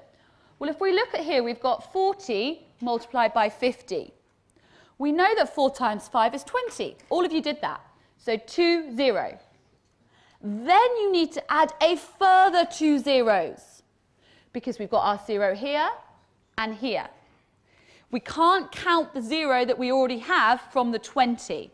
So really make sure that that there is 2,000 as opposed to 200. Add them up and we get down to 8,526. That there is just practice. So you can do those yourself. You can make up any combination and then use your calculator to check you've got the answer. Just check one more for you to do, 46 multiplied by 129.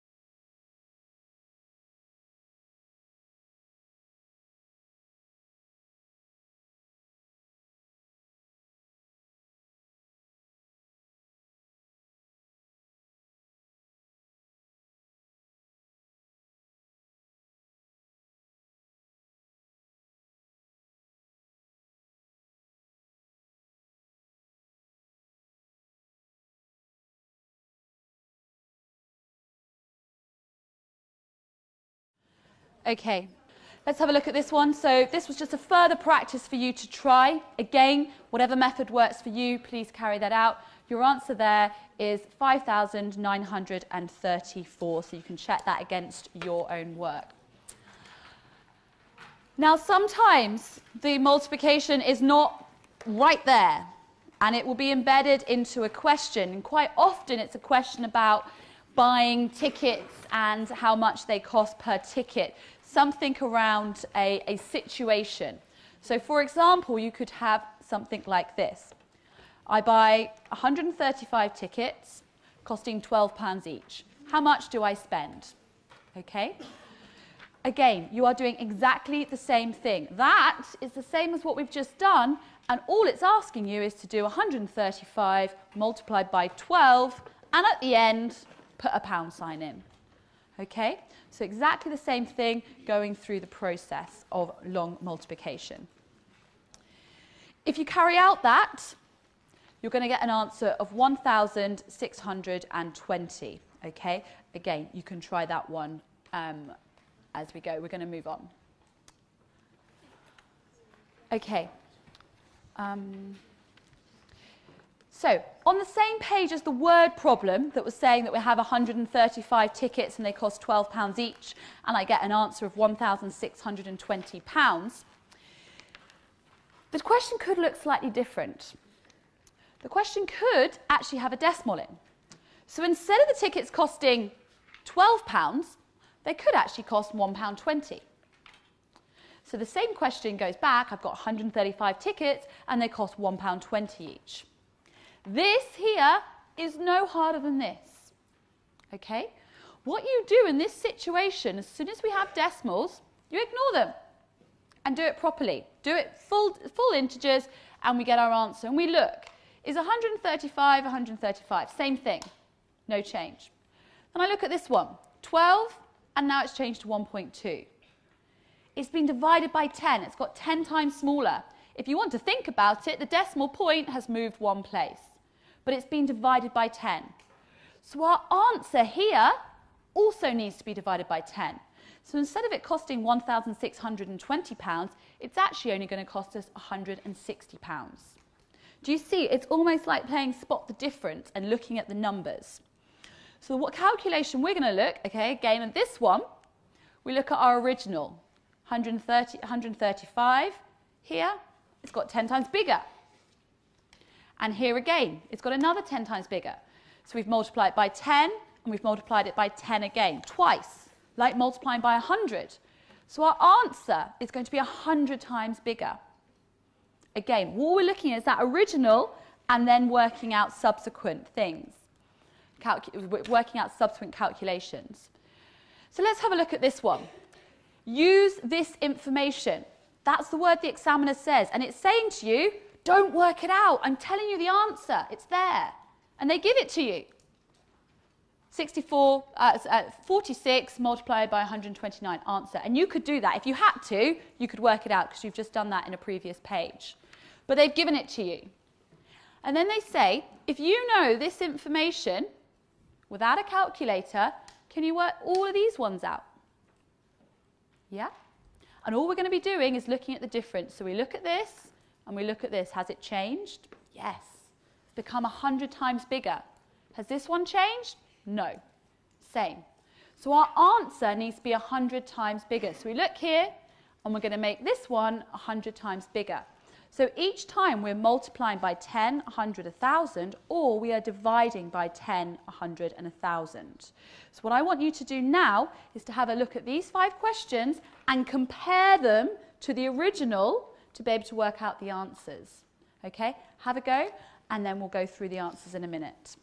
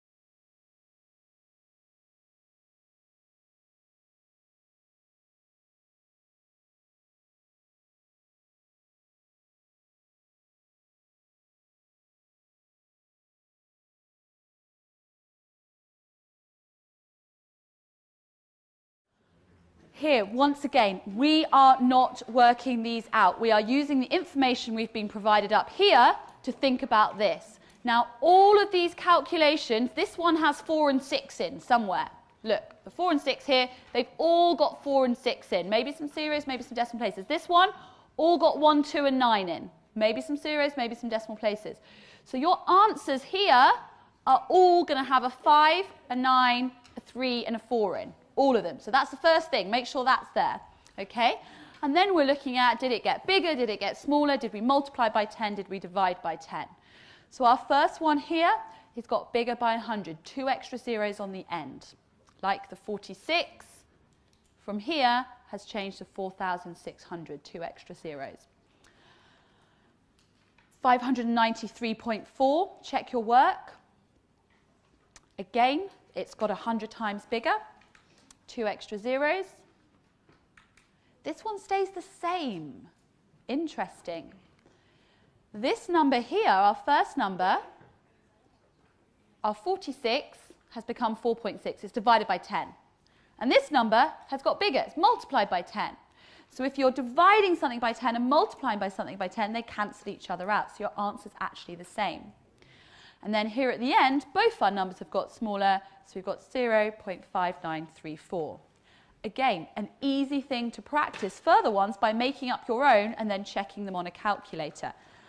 All of those are multiplication. You need to be able to also divide. Same calculation, nothing's changed. This time, you're going to be dividing here.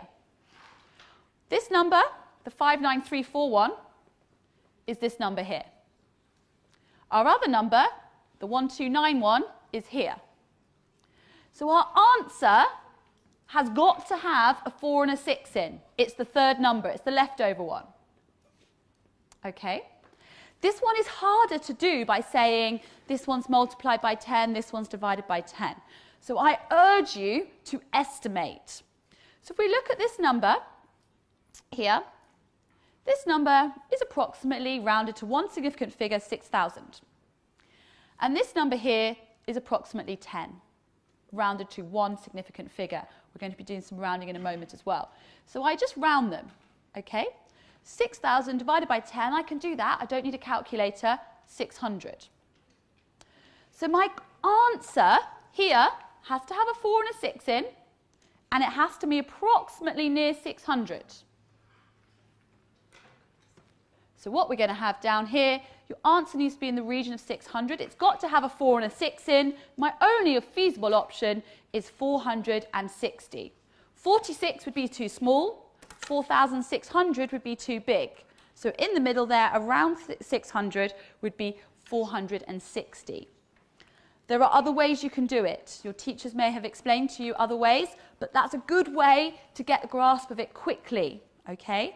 About estimating and working out. Obviously, when you're multiplying, the same thing you could also estimate, okay? So what I've got for you now is something that looks a bit more like what you'd have an exam. There's your sum. They've given it to you. You didn't need to do it.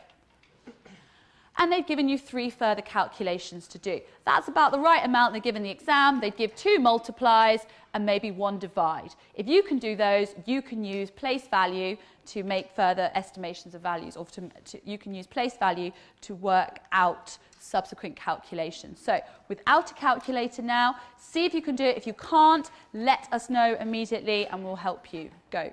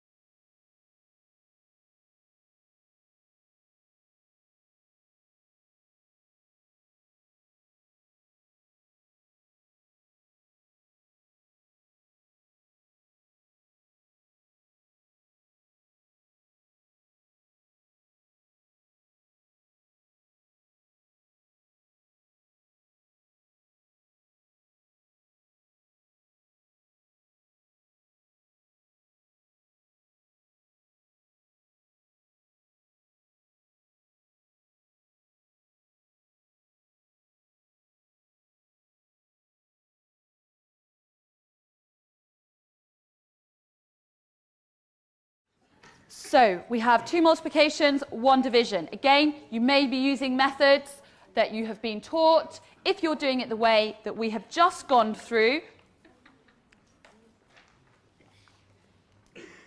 the first one, this number, it's changed. It's been divided by 10. It's 10 times smaller. This number, it's also got smaller by 10.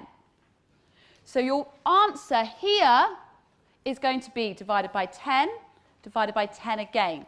So your decimal point was here, and it moves once, twice. Okay, so our first one we're looking at is 361.12. Our second numbers have got larger, they have got bigger. So we're looking at 3 extra zeros on the end. That is meaning it's multiplied by 1,000 times bigger, by 10, by 10, by 10. Looking at the last one, if we look at this number here, that corresponds to here. This number, here. So we know that our number has to have a 3 and a 7 in. We go back and we estimate 361.12, approximately 400. Divided by 97.6, approximately 100. So 400 divided by 100, 4. So our answer needs to be in the region of 4. We have a 3 and a 7. To make a combination of something near 4, we're looking at 3.7.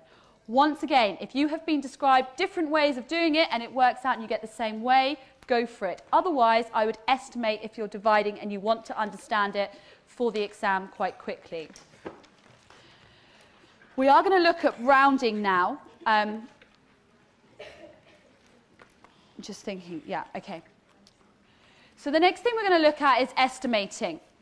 If I can just pause you all wherever you've got to, so if there was some issues or some questions about the last section, just hold them for a second and there will be a chance to speak to your teacher.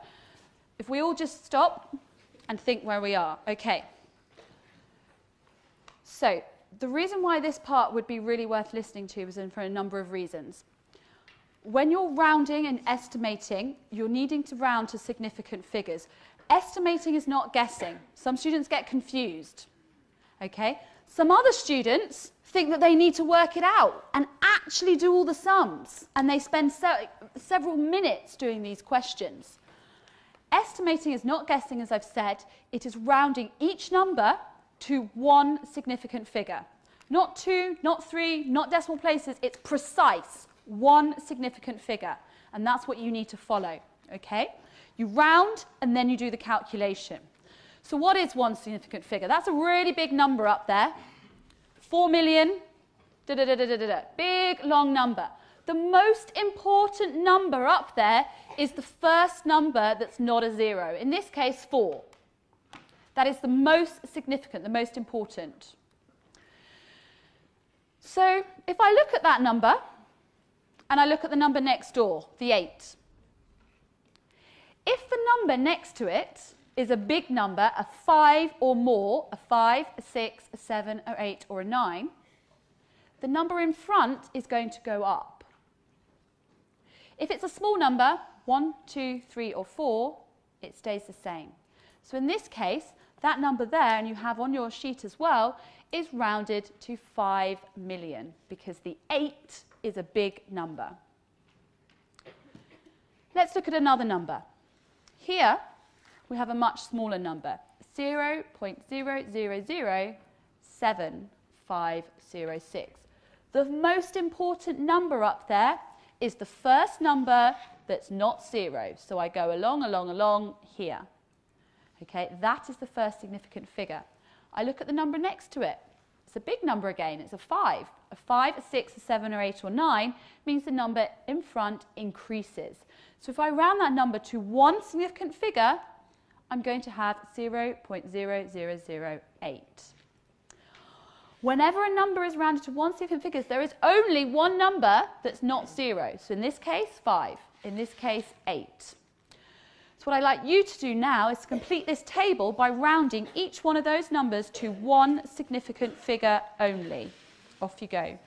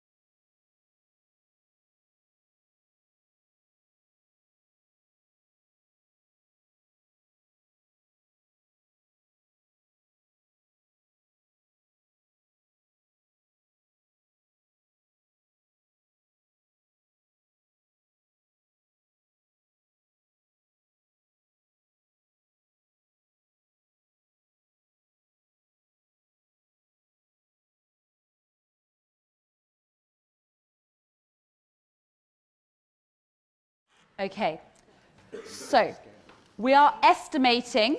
To be able to estimate, we firstly need to be able to round our numbers to one significant figure. All of these numbers in your column here need to have one number, one digit, that is not 0. So if, for example, you have 151, 151, that's 3 numbers.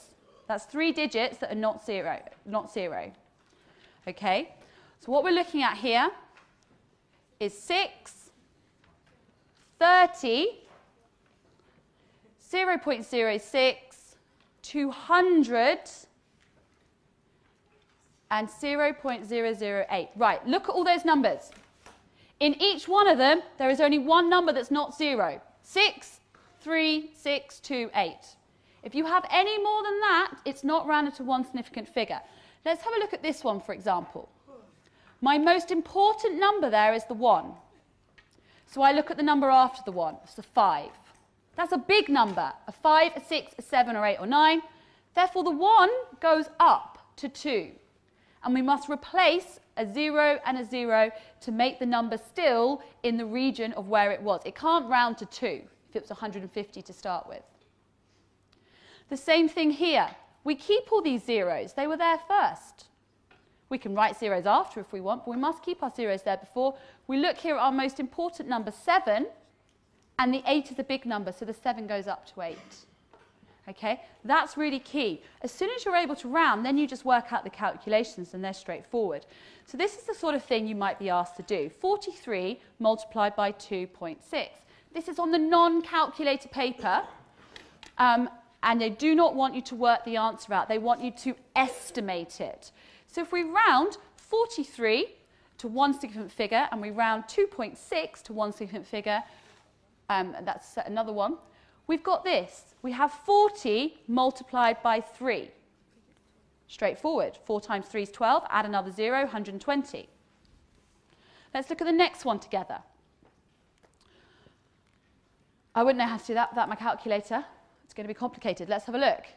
This one rounds to 3. This number rounds to 9. This number to 2. That looks a lot more straightforward. So we have 3 plus 9 to the power 2. 3 plus 2 is 12. 12 squared, 144. That's estimating. It's not working it out precisely. They don't want you to work it out precisely. What you're being asked to do is to round your numbers to one significant figure and then do it. And it's straightforward. On your next page, you've got 2 further calculations. Round, then estimate. Off you go.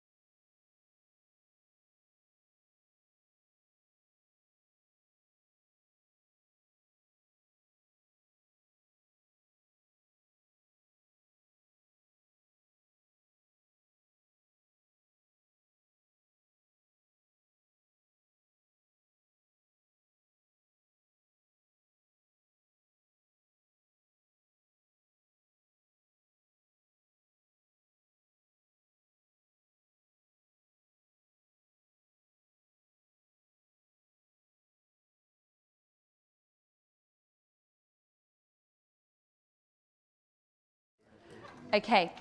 We're going to finish off estimating, and then we're going to have a quick look at fractions, and really, really quickly. I'll explain something in a moment, so let's have a look at this to start with. Okay, once again, the word is estimate, not work out. So we need to round our numbers to one significant figure. Our first one, we have 8 multiplied by 5 divided by 10. 8 times 5 is 40, divided by 10, your answer there is 4.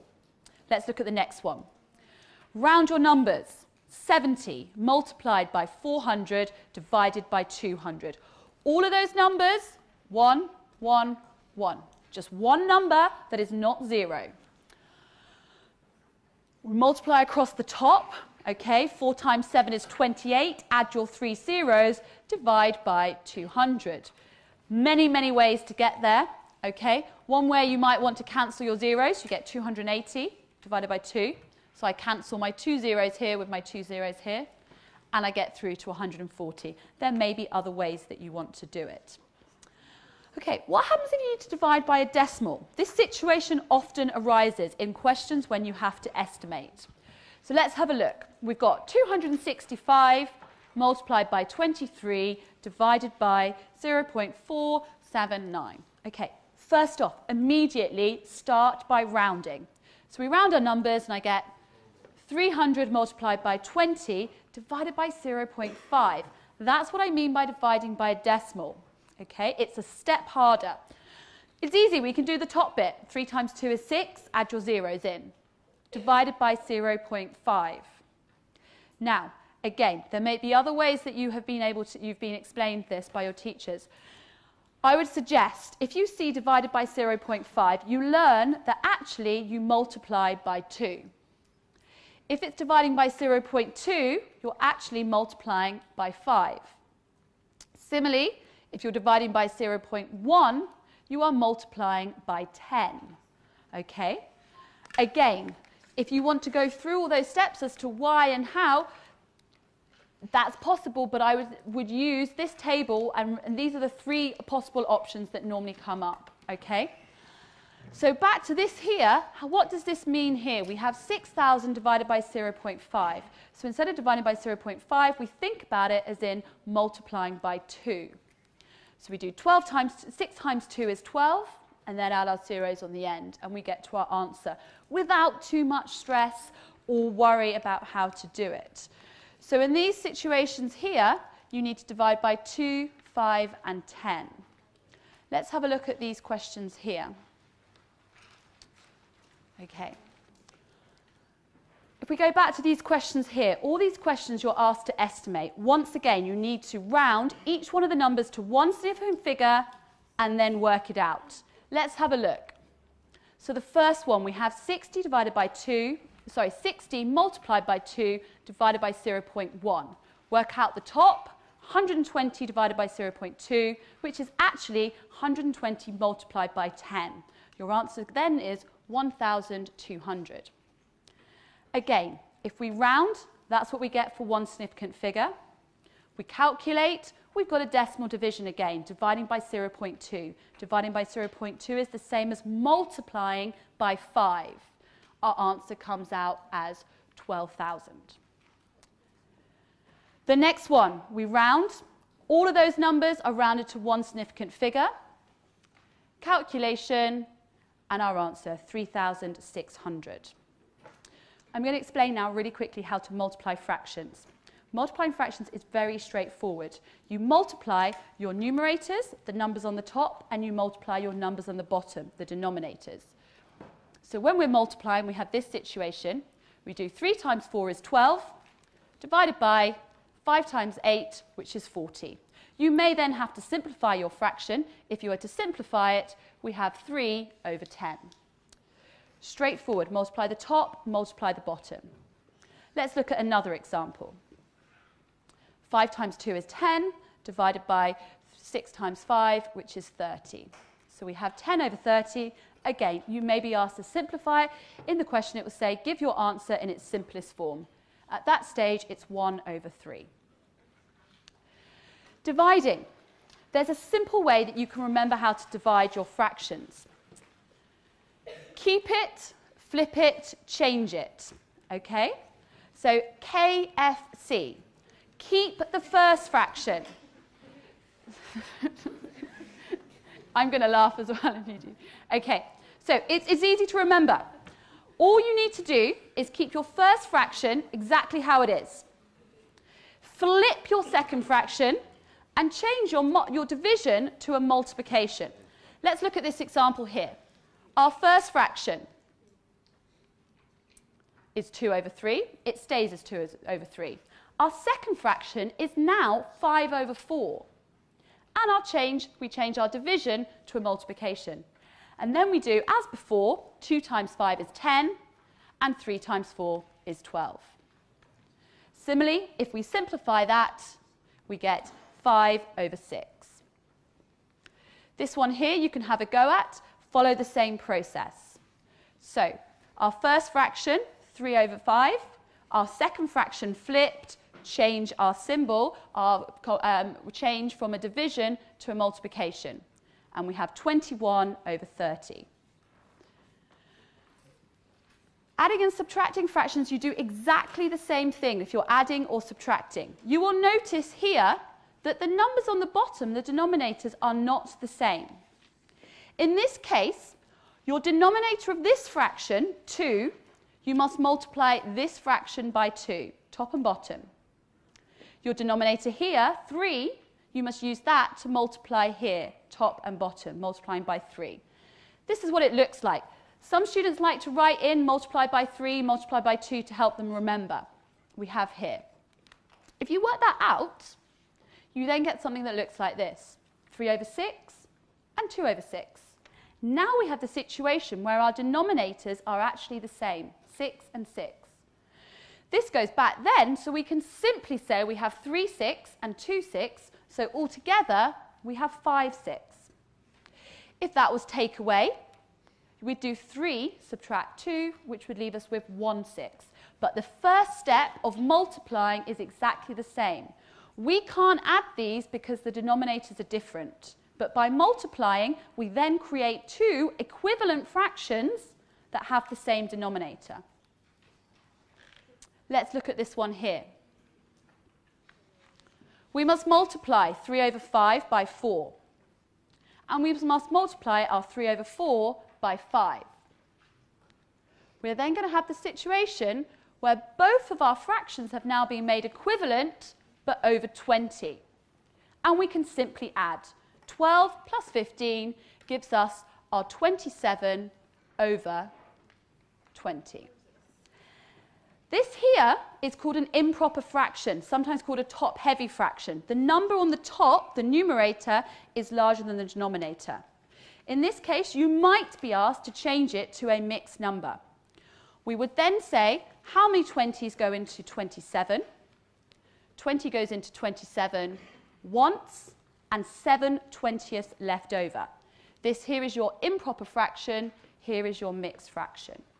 Okay?